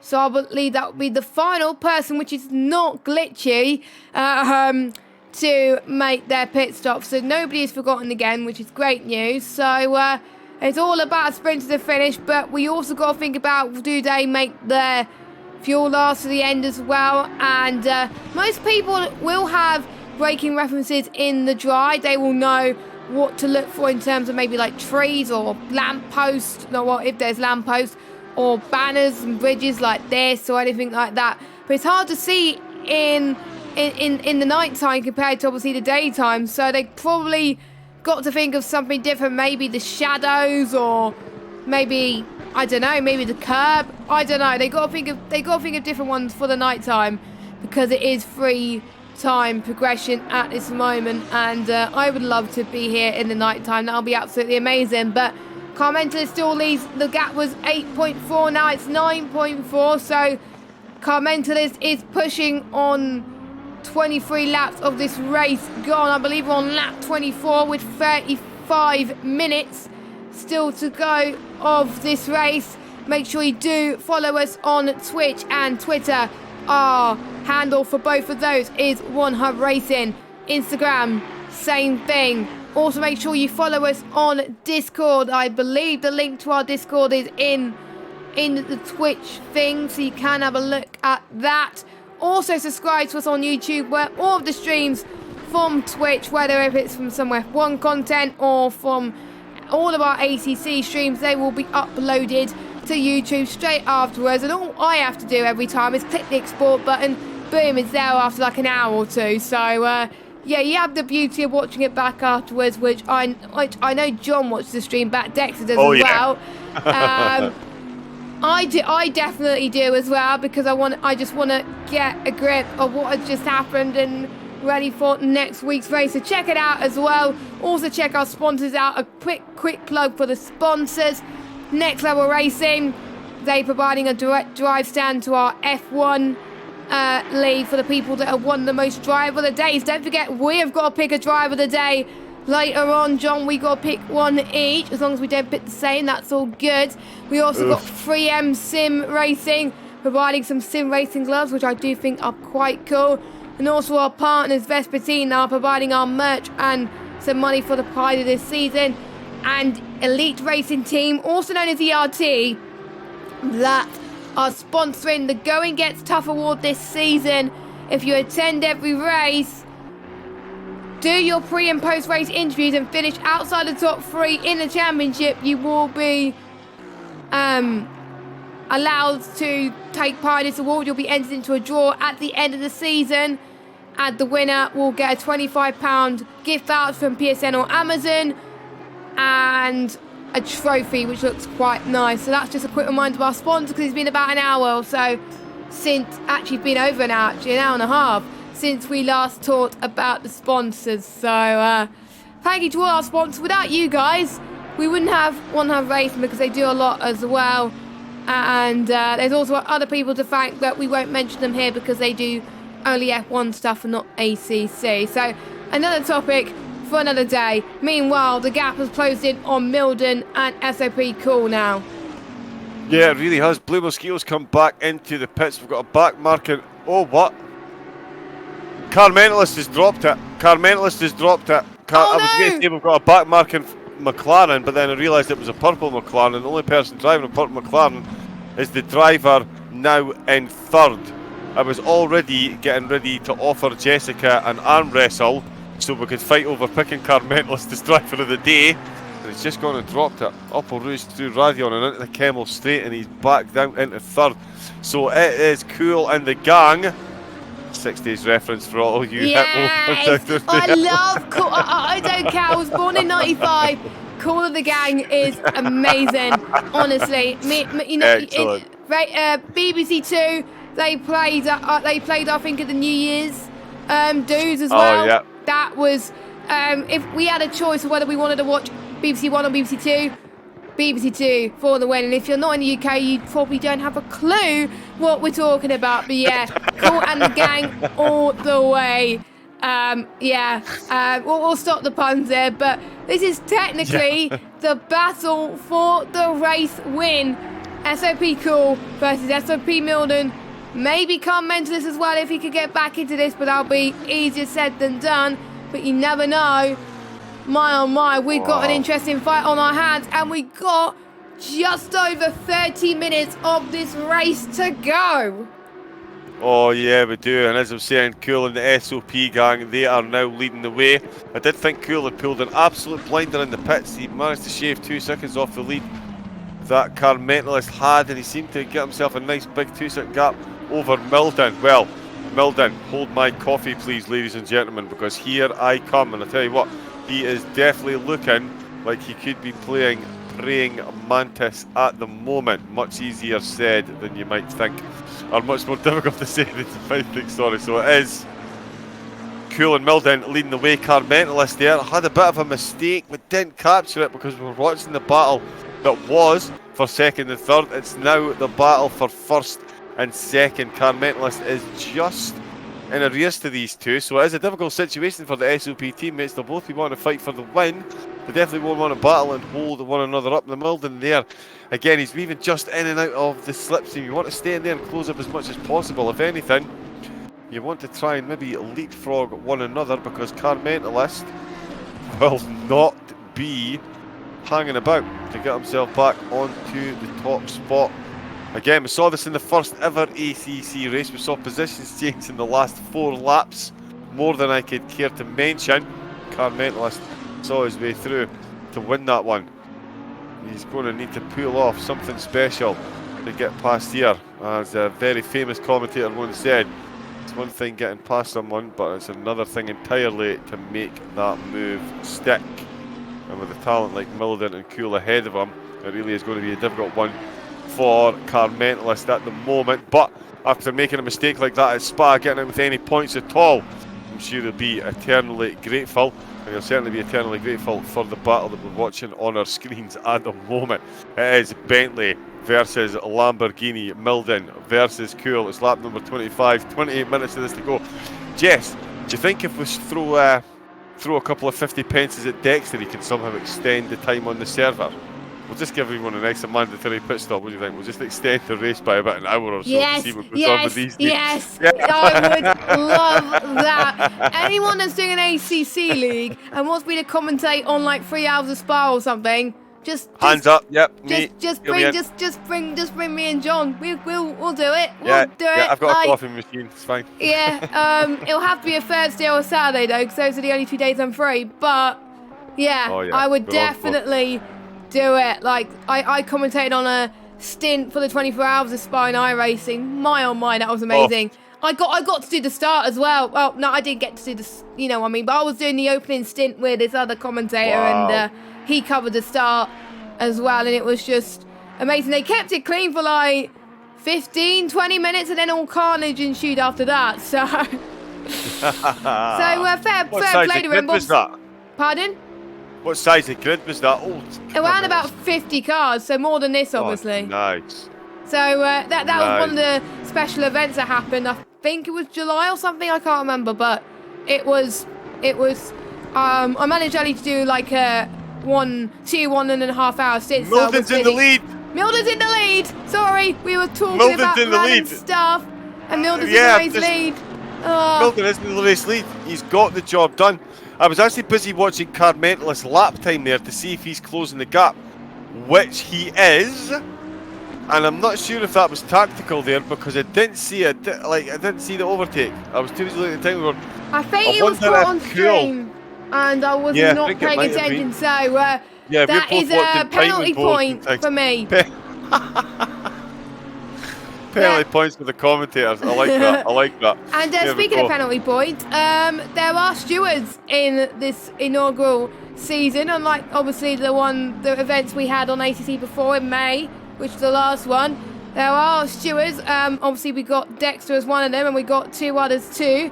They meet on a Thursday night and Friday as well to look at the reports, and then the stewards' results get posted on Saturday. Hopefully we have no incidents to report this week, fingers crossed, but you never know with these situations, and there are a certain amount of penalty points that you could potentially gain due to them being involved in an incident. And if you get if you get a certain amount of penalty points per season, once you reach a certain threshold, I believe you get disqualified for the season. 8 penalty points is disqualification, so you better keep those penalty points low. But it's not easy to get, obviously, when it's a 5-race season. But if we increase it to 10, then obviously it'll be a lot potential harder to try and stay out of that 8-second window if you get involved in incidents all the time. So Milden, look at the gap Milden's getting. We thought the car mentalist is quick. Look at this. Milden. I did say I feel at this stage Milden could be playing praying mantis, just waiting for that last minute. He perhaps didn't think he had the pace to catch. Like Dexter. Mentalist. Like Dexter, remember? Milden in his pre-race interview was looking at the pre-season race and was looking at what Dexter was doing for strategy. Maybe he was following Dexter's tips there. Yeah, I think he might have been. He definitely didn't want to give the slipstream to cool. Perhaps would have felt more pressure up at the front. It's easier to apply the pressure than to have the pressure applied. That is for sure. And Cool, well, he's certainly living up to his name, because he has been as cool as a cucumber this whole race, because he has had defensive or offensive duties to pull out after qualifying on pole position an hour and 6 minutes ago by only 1.5 tenths. Was the gap to the man now applying the pressure. That is our long time race leader within 4 turns. Took the race in the lead, and he's been there ever since, or at least until he made a mistake 2 laps ago.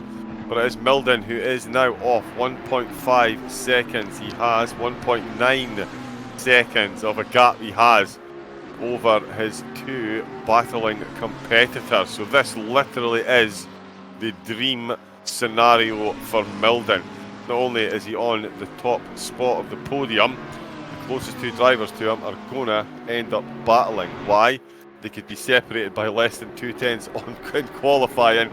And given the battles that we've seen early door, look how much later he manages to get on the brakes. That's a load cell pedal right there. That is definitely, yep, load cell pedal. Completely appreciate it. I've got one. Hasn't made me any quicker. But you can definitely see the difference in the braking there. Closest act has definitely not made any difference to me. It looks shiny and it feels good, but it doesn't make me any quicker. Why did you get it then? Because I thought it would. Well, the miss is shown there for Mr. John, and that is probably why I'm not going to be getting a load cell pedal anytime soon, because the same reason, and because it's expensive, and I've got other things to worry about. But Car Mentalist is back on this lead fight, but this time he's going to try and get past Cool for 2nd position. He's looking very, very impressive heading towards Lake Como, and like we said earlier, you do not give up when the going gets tough, and Car Mentalist does not want to be out of this podium chance. He wants P2 and maybe he wants the win. So if Car Mentalist gets past Cool, he could try and have a little bit of a fight with Milden potentially. Now, let's know in the chat, who do you think is going to win? Is it going to be Milden, who has been leading for quite a bit now for the last few laps? Is it going to be Cool in 2nd, who has been staying 2nd, but not quite enough for 1st at the moment? Or is it going to be Car Mentalist, the man who has been trying his best all race, but costed that mistake earlier on as well? So we will see. Connor is just, running his own race at the moment. He's got no one in front of him, no one behind him. I don't think he's enjoying this race, but he would probably take, I think it's 12 points for 4th, I can't remember.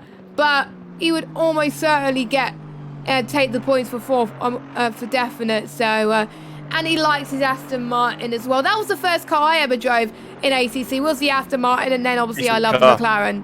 But yeah, it was Aston Martin and McLaren have a special place in my heart in this game.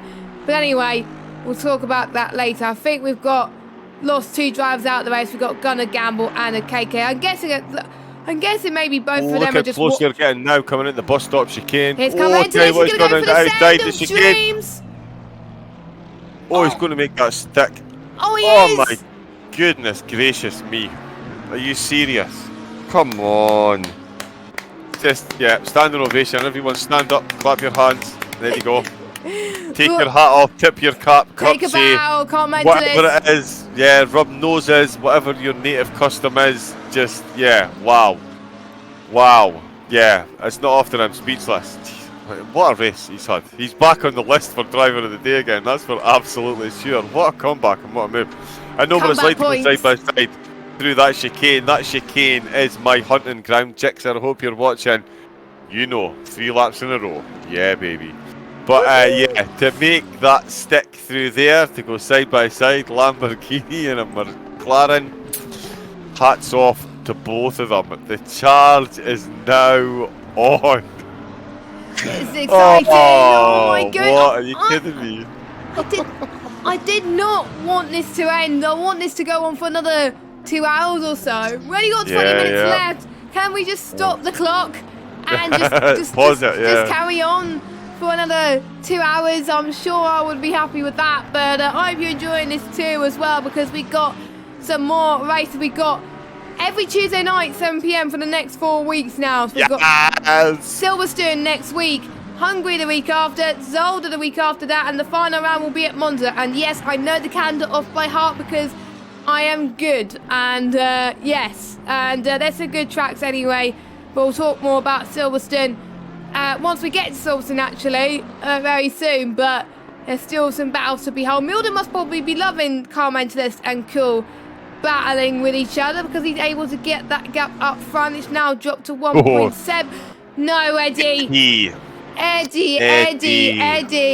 He has got a drive-through penalty for track limits. That was the same penalty that Gunnar Gamble got earlier on in the race. Now you have to serve it within 3 laps, otherwise you get disqualified. If I were him, I would take it at the earliest opportunity so it's out of the way, and then you can concentrate on the rest of the race. Luckily he's made his mandatory pit stop though, and he's got a stop go. KK's back in the race. And he's just got a stop-go for taking his pit limiter off too early on the exit. Well, at least Khalifa has learned his lesson from last week and turned an assist on to stop him from speeding. To be honest, that is the best thing to do. If anybody's watching the stream back, to get in and out of the pits, put your automatic pit limiter on. Okay? Follow Khalifa's lead, everybody. It's worked for him. It's worked for him. It works for everybody. No single pro driver will tell you to turn it off and do it manually. Certainly stop your engine manually. Go and ask YouTube how to do that. I still haven't got it all figured out myself. Turn your engine off manually. It can save you up to 3 seconds as you're coming to a stop in the pit box. So go and figure out how to do that. Put your pit limiter on auto. It's not worth it. Stop, go 30 seconds. Around Spa, that is a full lap. Lost. Just to put that in perspective, that's exactly what that is. A stop-go 30-second penalty at Spa is equivalent to a full lap of the track.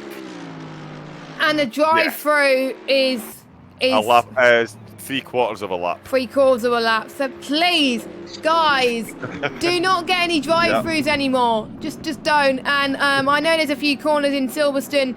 I believe we're going to go to a throwback next week. So that's where we did our inaugural ACC event. So the memories. That's when I first met you, John, and it was all lovely. And we didn't think we'd get to this stage where we were doing ACC season, but here we are. But anyway. What a race that was as well. Car Mentalist again. That's actually one of my questions for him. Does he enjoy putting me through the ringer in the commentary box? Oh, I think God. Some kind of... But he did it at the Silverstone race as well. What was it, 4 laps to go? Spun through, spun on the exit to Chapel. And yeah, there was cars every place, and oh my goodness me, and then yeah, came back for the win, and wow, what is he doing to my poor old ticker? Goodness me. Oh, and he's just run wide through Blanchimont. I'm actually just keeping an eye on him still. He is in second place in that McLaren. There's 16 minutes to go. I did wonder about the gap to Milden. Oh, I tell you what, he's had a bit of a mistake there on the exit from the last chicane. Yeah, he has. I've noticed that. Yeah, he just had a lit up those back tyres a little bit much there. Is Car Mentalist feeling Does Car Mentalist feel pressure? What is going on there? 1.9 seconds is the gap. That's the drive-through cleared for Eddie. So he's managed to get in and out the pits without speeding. Okike's in serving his stop go. That's an all-time backfire there. Coming out the pits later. Oh, I tell you what, there's Eddie coming out the pits. And there is Milden going past him, Car Mentalist. He's going to come along. He's going to get a cheeky little bit of slipstream here. That certainly won't do him any harm at all. The blue flag's got to move out the way. Eddie's got to move out the way as soon as possible. Otherwise, it's not going to give Car Mentalist any favours, but he does let Car Mentalist through, but he's lost a bit. Actually, he hasn't lost that much time, but the timings are not updating, so we can't really tell. I think he might have lost 4/10 there. Okay, yeah. So there we go. Under ACC rules, under the GT3 rules, I think it's 3 to 5 corners that you've got if it's a passing place sort of thing. So yeah, just on the exit to corner 3 there. But there did seem to be a bit of, almost when you walk past someone in a pub and one of you tries to go one way and you both go the same way and you both go the other way at the traffic lights, and it was a bit of the same day for Car Mentalist.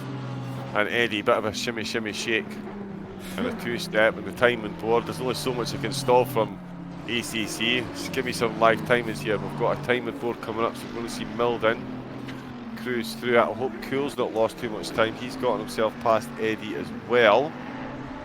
Oof! Wow!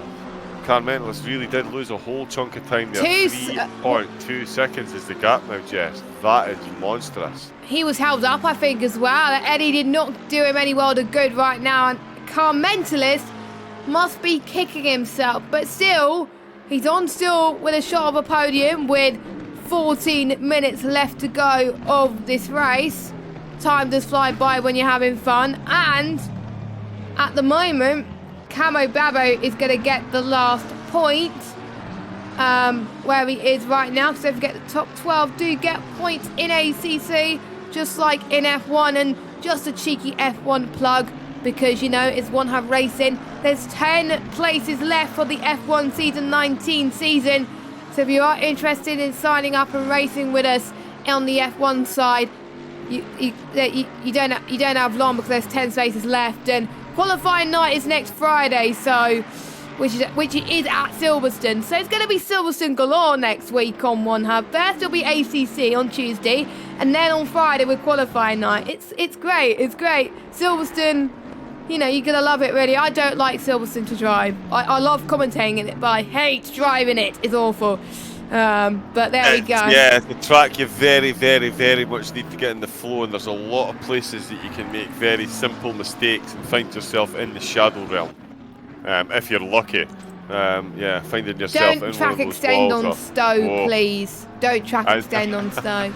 That's how I've invalidated quite a few times. But anyway, not much is happening at the moment. I think it's gone quite quiet at the moment, which is a bit... Yeah, didn't expect Car Mentalist to have a bit of a charge. He's still got 12 minutes left to go. I'm not sure if he's in the frame of mind where he's thinking to himself, perhaps, well, you know what? I dropped it. I was in third, okay. I wasn't the lead of the race. I'm now sitting in second. We're getting late at night. We're getting a cold track. Do I really want to push it and potentially make another mistake and drop back down? A bird in the hand is, after all, worth 2 in the bush, and points from Spa is always the objective. To finish first, you must first finish, and there's no point in doing all that work and walking away without any points when you were so high up. So at the moment, it does look like Car Mentalist could be steadying the ship. SOP Cool in the same boat as well. So the gap between Milden and Car Mentalist is kind of sitting about 3 seconds, and Car Mentalist to Cool is sitting about 3 seconds as well. So just a bit of game of cat and mouse. Each of the 3 drivers certainly won't be wishing ill on one another, but they'll certainly be keeping a wither eye to see if anyone makes a slip or a mistake. Potentially let them sneak that one step higher up the podium. 2.9 now between the top two drivers, 3.2 between second and third. So Car Mentalist then, great comeback once again, qualified second by a 10.5, took the lead of the race less than half a lap in, and was there until lap number 30. And now finds himself chasing down Milden. You see the site where he made a mistake. Very clean through Eau Rouge and Radion this time. He's entered to the Kemmel Straight. Absolutely perfect. Facing Lacombe, he can see the race win. Just turning right into Lacombe now. Down through Malmedy and Bruchel. Milden will feel him breathing on the back of his neck. 6/10. Wow. He's just found 6/10 along the Kemmel Straight. Oh yeah. Car Mentalist, he is not he's not happy with second place. He definitely wants first place here. 6/10 he's just found through Radion and along the Kemmel Straight. He's going to try and keep closing that gap. Closing that gap, closing that gap. 2.4. He's definitely stretched it out to Cool as well. So Milden and Cool look like they're lapping at about the same pace, and Car Mentalist is definitely lapping at that little bit quicker at the moment. We do have another potential overtake in the making, Jess. Eddie, who had to serve a drive-through penalty. He's down in 10th, but he is lapping at least 4/10 quicker than Camcomon. And yeah, we can see at the moment just how close the Aston Martin is getting to that particular Mercedes. If he can hold on to that slipstream there, Bruchel is going to be interesting, and the Kemmel Straight could be where he'll be looking to pounce. Of course, Racing, you've got to treat it like a game of chess. You can't just think the next corner, you've got to think 3-4 apexes ahead. Where do you need to be the car to be at the most important point? And I tell you what, he's got very close to Blanchimont, so the slipstream here will carry him extra speed. Definitely don't want to run too wide through here. Oh, keeps it well within the track limits. So very, very, very astute move there from the Aston to not make the move. He knows that there's going to be a better opportunity to present himself if he can stay this close when they get through La Source, down that hill, up through Eau Rouge and Radion. Hoping for a bit of slipstream aid. Will we see a position inside the top 10 change hands with 8 minutes to go? Definitely would bet against it. Great exit from Camcomon in the Mercedes though. So he's definitely not looking to give this place up anytime soon if he can help it. Both drivers safely. Oh, Eddie, you might have had to lift there to avoid a track warning from the stewards. Jeez, 8 minutes to go. You do not want to get another drive through, Eddie. No. Please, you gave us a heart attack earlier. You do not want to do that, Eddie, but luckily he didn't. Sometimes I have to lift through there to avoid getting a penalty, but points mean everything in this league, and between 10th and 9th place is a difference of only 1 point. So if Eddie wants to get past, he's got to get past in the next few laps, because you only have a few laps to go of this this inaugural season opener in the lovely Spa.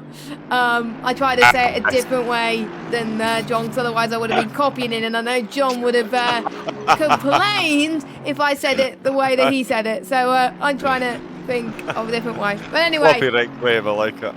Yeah, I like going a different way, but yeah. Can we go to Spa every week? That'd be great. But anyway, Eddie looking good on a comeback charge, and I need to actually try and remember where Eddie actually started in this motor race, because he started quite high and then he dropped a little bit, I think, so that's not really going to help him in terms of qualifying in the race. Started in 12th actually. Oh, he started in 12th, okay. Well, So boy, he was has I made wrong. up a couple of places. Yeah, he's made up 2 places, obviously. Not as many as H Racing Green has, but he's definitely made up a few places. Khalifa's managed to steady the ship. Khalifa's had a great drive as well. Let's not underestimate Khalifa's drive after having the incident early doors with Cablo. Cablo's now down in 14th place. Khalifa back up to 7th. So that is definitely a driver that's going to score points out of position for this week, and it just makes the championship all the more interesting, as does the battle that is still happening up at the front. Because I tell you what, if there's something that's getting bigger at the moment, Jess, it's not just the light from the moon, it is the headlights from Carmentalist's McLaren in the rear view mirror of the Bentley of SOP's Milden. The gap now within 2 seconds. So they're effectively going to be on exactly the same bit of tarmac, 1.3 to another 6/10. Milden is having an issue through Eau Rouge and Radion.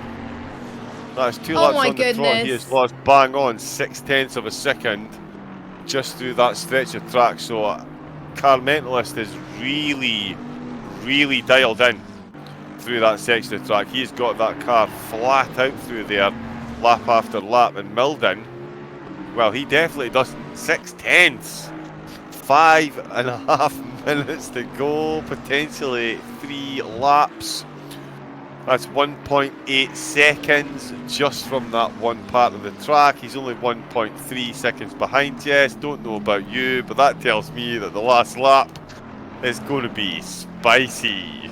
I'm gonna probably run out of energy, or lose my voice at the end of it as well, and so will probably you as well. But Carmentalist, who lost it near the Kemmel Straight, I can't believe it because of his pace. He's still on course to be winning this race. I just can't believe it right now. He's a madman. He is a madman. But Milden is pushing for dear life right now. As he see that Carmentalist is catching up, is like, no, you're not getting the race win. No. Oh, Camel Babo's going for position. Up the inside, he's got it done. He's got it done. Absolutely. He's done a Carmentalist move. He's done a Carmentalist move. Bravo. Absolutely beautiful into Malmedy then.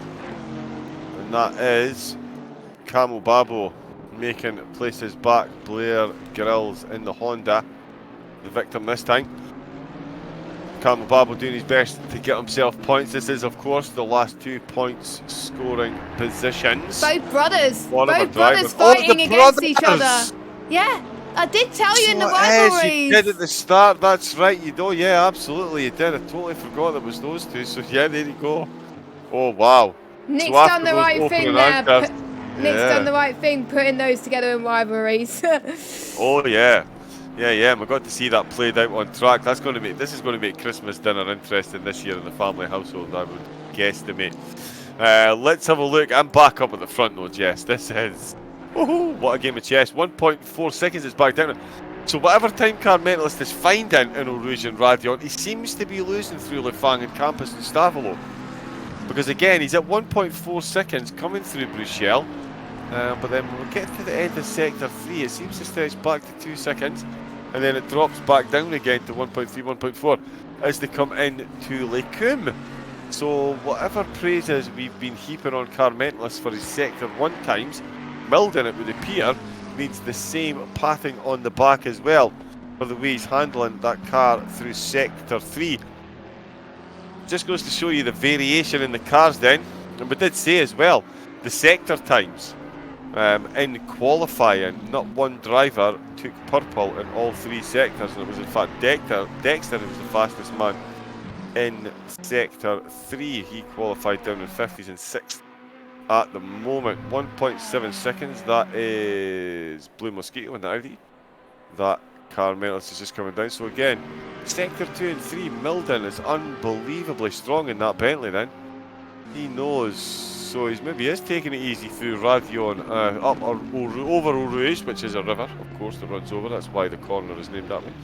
And up into Radion. Oh, although that's close again. I tell you what, Carmentalist is watching the stream and just telling me 1.1 seconds. So everything I said during that last lap, you can throw it out the window and sack me. That's penalty points for me too. 1.1 seconds. You don't need to be massively quick or overly good at maths to know if he makes up that same 6/10 this time up, he is going to be in Milden's back pocket. And as Milden's driving a Bentley, there's definitely going to be plenty of room in there alongside all the golf clubs. All Bentleys have golf clubs in the boot, don't they? Or is that Jaguars? I'm not sure. I don't know. Don't ask me. Oh, I'm sure jeez. it is. Is it Jaguar or Bentley drivers? They all play golf. I'm sure they all play golf. Oh, comment list five attempts is the gap on the final lap of this. Actually, I don't know if it is the final lap of this race. Yeah, it is. Yeah, it is. Final lap battle. We said we were going to get one, and we were right. It is Car Mentalist versus Milden, the two titans of SOP, fighting for the first inaugural victory of the first OneHubRacing ACC season. Both of these drivers driven a great job, but only one driver could come out on top. Car Mentalist, without that mistake earlier on, he would have won, hands down. He would have won by like 10 seconds or something. But he's got to focus on the task in front of him, and knowing him, he'll probably do it in the final few corners. So this is make or break past Pouon, and you're heading towards campus into Stabilo.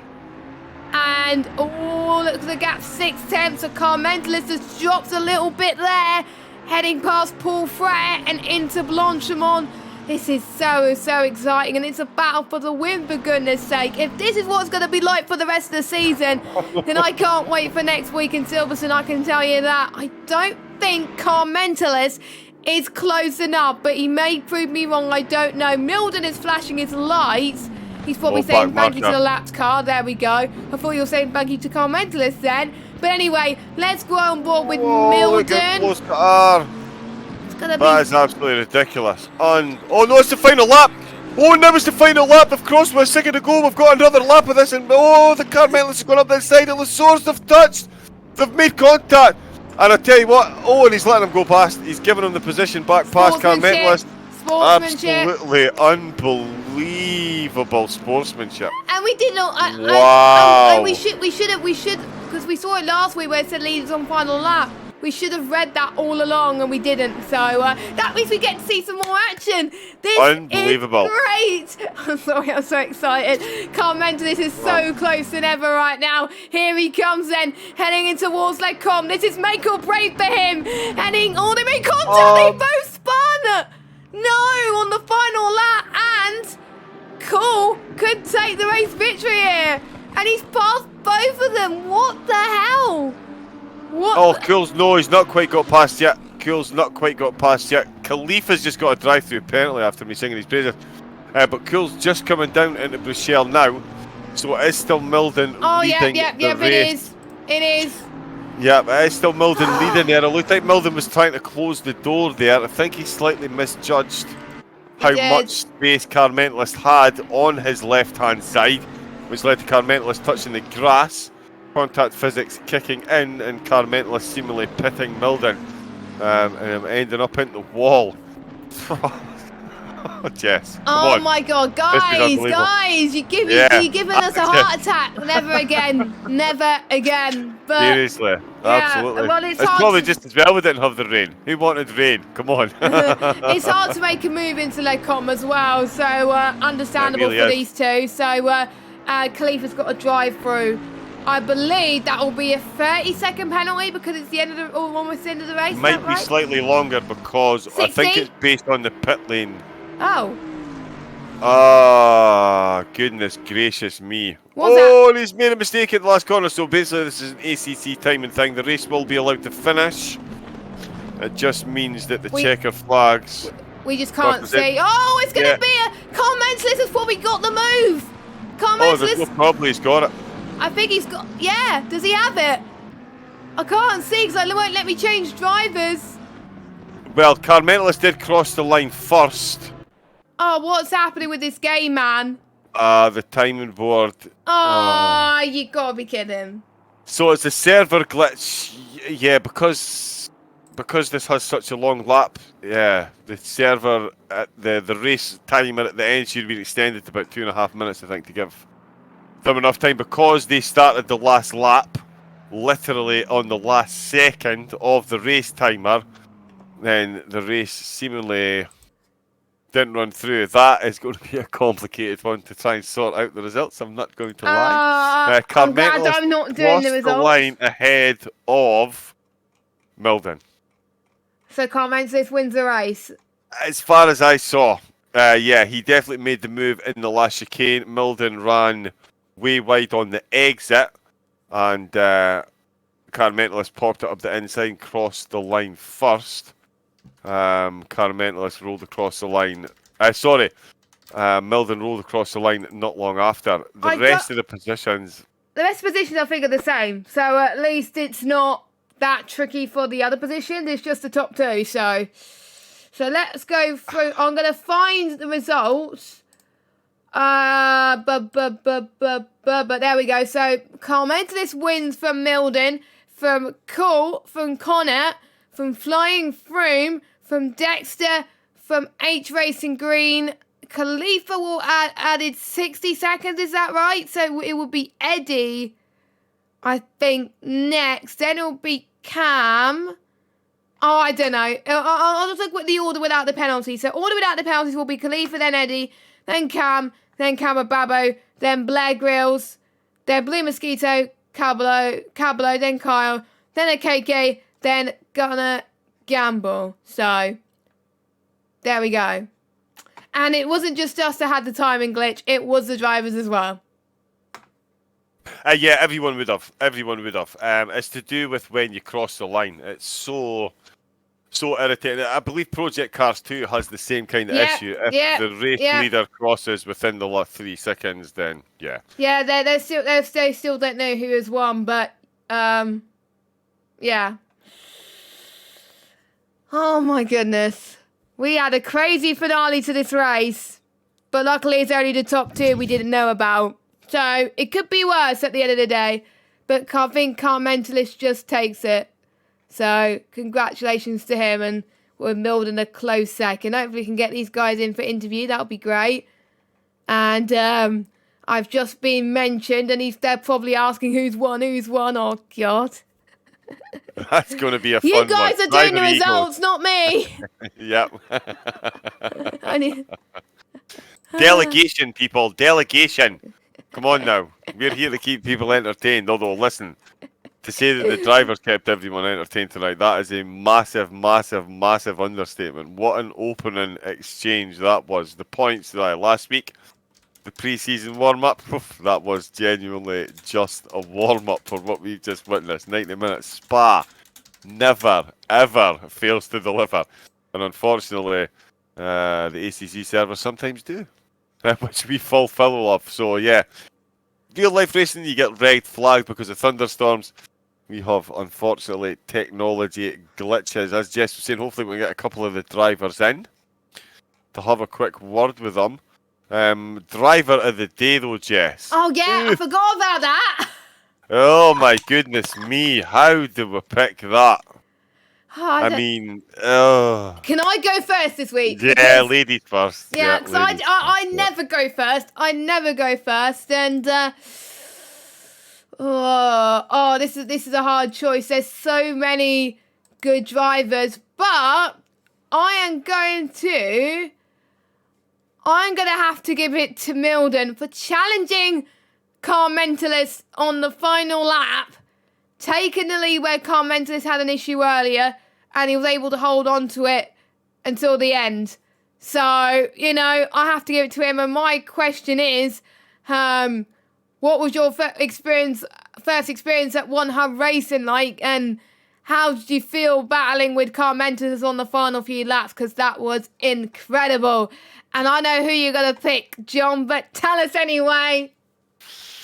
Oh, yeah, you know what? There's actually two that I want to pick, if I'm honest. It's a tough one. Don't know. Oh, goodness me. Yeah, it's got to be Carmentelis. I was a lady. I'll let you pick him. Yeah. Well, you know what? Who was the driver that started dead last and made it up to 10th? It was Yes. H Racing. No, 7th. He finished in 7th. Right, I'm going to give it to him then. Sorry, 8th Racing Green. I have to give it to him. That was such a tough shot. I genuinely thought you might have said Car Mentalist was such a tough. Sorry, Car Mentalist, but no. 8th Racing Green starts in 17th and finishes in 7th. He made 10 up places. 10 places.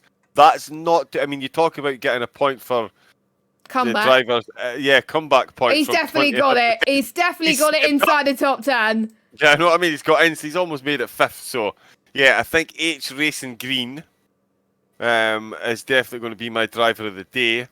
The question would be, oof, there's so many questions to ask him. Do you think the conditions played into your hands in any way, and how sweaty were you at the end of the race? Because I tell you, that was some drive towards the end. He must have been in an absolute nick getting himself that far up into the top 10. Absolutely phenomenal drive. Bravo. And especially since he mainly does GT Sport. Again, yeah, another reason to just hats off, because I converted from GT Sport to ACC, and it was a steep learning curve. A steep learning curve.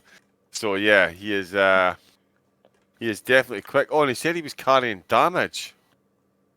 Oh, was he? He spun on the exit of Lacombe and got damage, half a second worth of damage. And he's still finished 7th. Wow. Yeah, he's definitely going to be one to watch for the rest of the season. Yeah, so you can vote for either Milden or H Racing Green in a poll going out later tonight or tomorrow. Oh, so they couldn't see a thing at Blanchimont. You couldn't see because the results were on screen. Oh, so that's why. Wow. Right, I'm going to tell the socials to hold the tweets. Hold the tweet for a second. Yeah. Because we don't know where the results are going to take to. I think Dex will have to do his calculations. There'll have to be a decision management decision made, I would say. But yeah, he's right enough that the results would have popped up on his screen, so that would have compromised his vision of the exit curb. So I think the results might be taken from when the results popped up. So if that's the case, then Milder would have won. But we don't know. We don't know. No, we don't at the moment. We don't at the moment. Yeah, it'll be up to the ACC team to decide, of course. But yeah, so make sure you get following on Twitter, everybody, so we can find out exactly how this one turns out. I'm going to be fascinated. But yeah, I can't wait to watch this one back. Me too. Yeah. Seriously, that was a great race. Everyone's busy chatting away in the chat, trying to figure out what's going on. Blue Mosquito says there's some serious pace in this league. He wants to revise his ambitions from podiums to top 10s. So yeah, there we go. It's Racing Green was saying he just kept it pinned until the server reset. He wasn't risking anything. Making up 10 places, certainly wouldn't have risked anything either. We've got anyone jumping in for an interview? They're coming to say hello. At the moment, we've got everyone in the chat. John's still learning. Yes, he is, Simon. Thanks very much. Hey, cool photo. Oh, cool's there. Definitely my tyre temps were slightly wrong, but that was a mega race. It was also carrying 3 seconds worth of damage as well. Ah, okay, there we go. There we go. Shapeshifter guy says, well, that was the thing. Yes, it was. That was Cam. That was Cam. Oh, is that Cam? Shapeshifter guy. Right, yes. Okay. That was the thing. And Colin R. Mason, he's saying that was an epic race. It really was an epic race. Yeah, we're definitely taking notes. Colin, one of our management, of course, is his first ever season as management. So in F1. So best of luck to him when the season starts next week. He's coming over here to see how it's done. Yeah, and he's also doing the awards as well for both ACC and F1. So he's in charge of all our awards and results and all that. So yeah, he's been watching. What, you don't have ACC, Colin? My goodness. Get ACC now. Colin, sort it out. Okay, so we just had word from our ACC tier coordinator, which is Dexter. So he said, we'll go with what the game said. So we finished the race when the screen came up. Only fair thing to do, which is probably what I would have done anyway. Because otherwise it would have been unfair for Milden, who couldn't really see a thing, as Car Mentalist was trying to get past in the final corner. But we don't know. But again, keep an eye out on Twitter for more info. They still raced apparently, but if there's proof that they couldn't really see, but we don't know. So we'll leave the coordinators for that one. But at the moment, it's only the fair thing to do. If they could prove that they were still able to see, then Car Mentalist will win. But if one of the drivers could not see, it's only fair that we would take the results as of Blanchimont. So at OneHubRacing on Twitter, you'll be informed when we decide the race winner. So I think it may be taken to the stewards. Typical, eh? Typical. But we head to Silverstone next week. Silverstone. I think we should call it Silverstone week, John, because we got Silverstone in ACC and Silverstone at OneHub. There we go. Oh, yeah, so it is Silverstone all round. So it's going to be Maggots and Beckett's Delight, Chapel Curve. It's going to be great fun. We'll hopefully have the full 20 cars on track for that. I'm just trying to figure out who got the comeback point outside the top 10, because we obviously know who got it inside the top 10. Well, that's what I was wondering, actually. So H Racing Green got it inside the top 10, so he's got a point. But he started outside the top 10. Wait, I still don't get what the comeback... I think he should get both points. All right, so outside the top 10... if you finish outside the top 10, so it's... let me have a look. So, we'll figure this off stream, because I think we're going to have to wrap up. Well. We're going to have to wrap up. We got no one waiting in the interview box, because I think the drivers are as confused as us we are anyway. trying to get the results sorted out. Yep. Everyone is now sending in their point of views. But we will definitely have the full results for you next week when we come back. And of course, social media, Twitter and the likes. We'll be sharing that as soon as we get it sorted out. What we can confirm is the 3 drivers on the podium are the same. No particular order. Are, let's go with Cool first. Cool finished on the podium. Congratulations to Cool. Took pole position, finished on the podium. Milden and Car Mentalist both finished on the podium as well. They finished first and second between them. We'll let the sim racing stewards sort that one out. Jess and I, we're only here to talk about it. yeah, good luck, stewards. Good luck, stewards. You're going to have a lot of fun trying to figure out these results, I can tell you that. Oh, yeah, that's going to be a fun one. That really is going to be a fun one, trying to figure that one out. There's a lot of to and fro in the chat.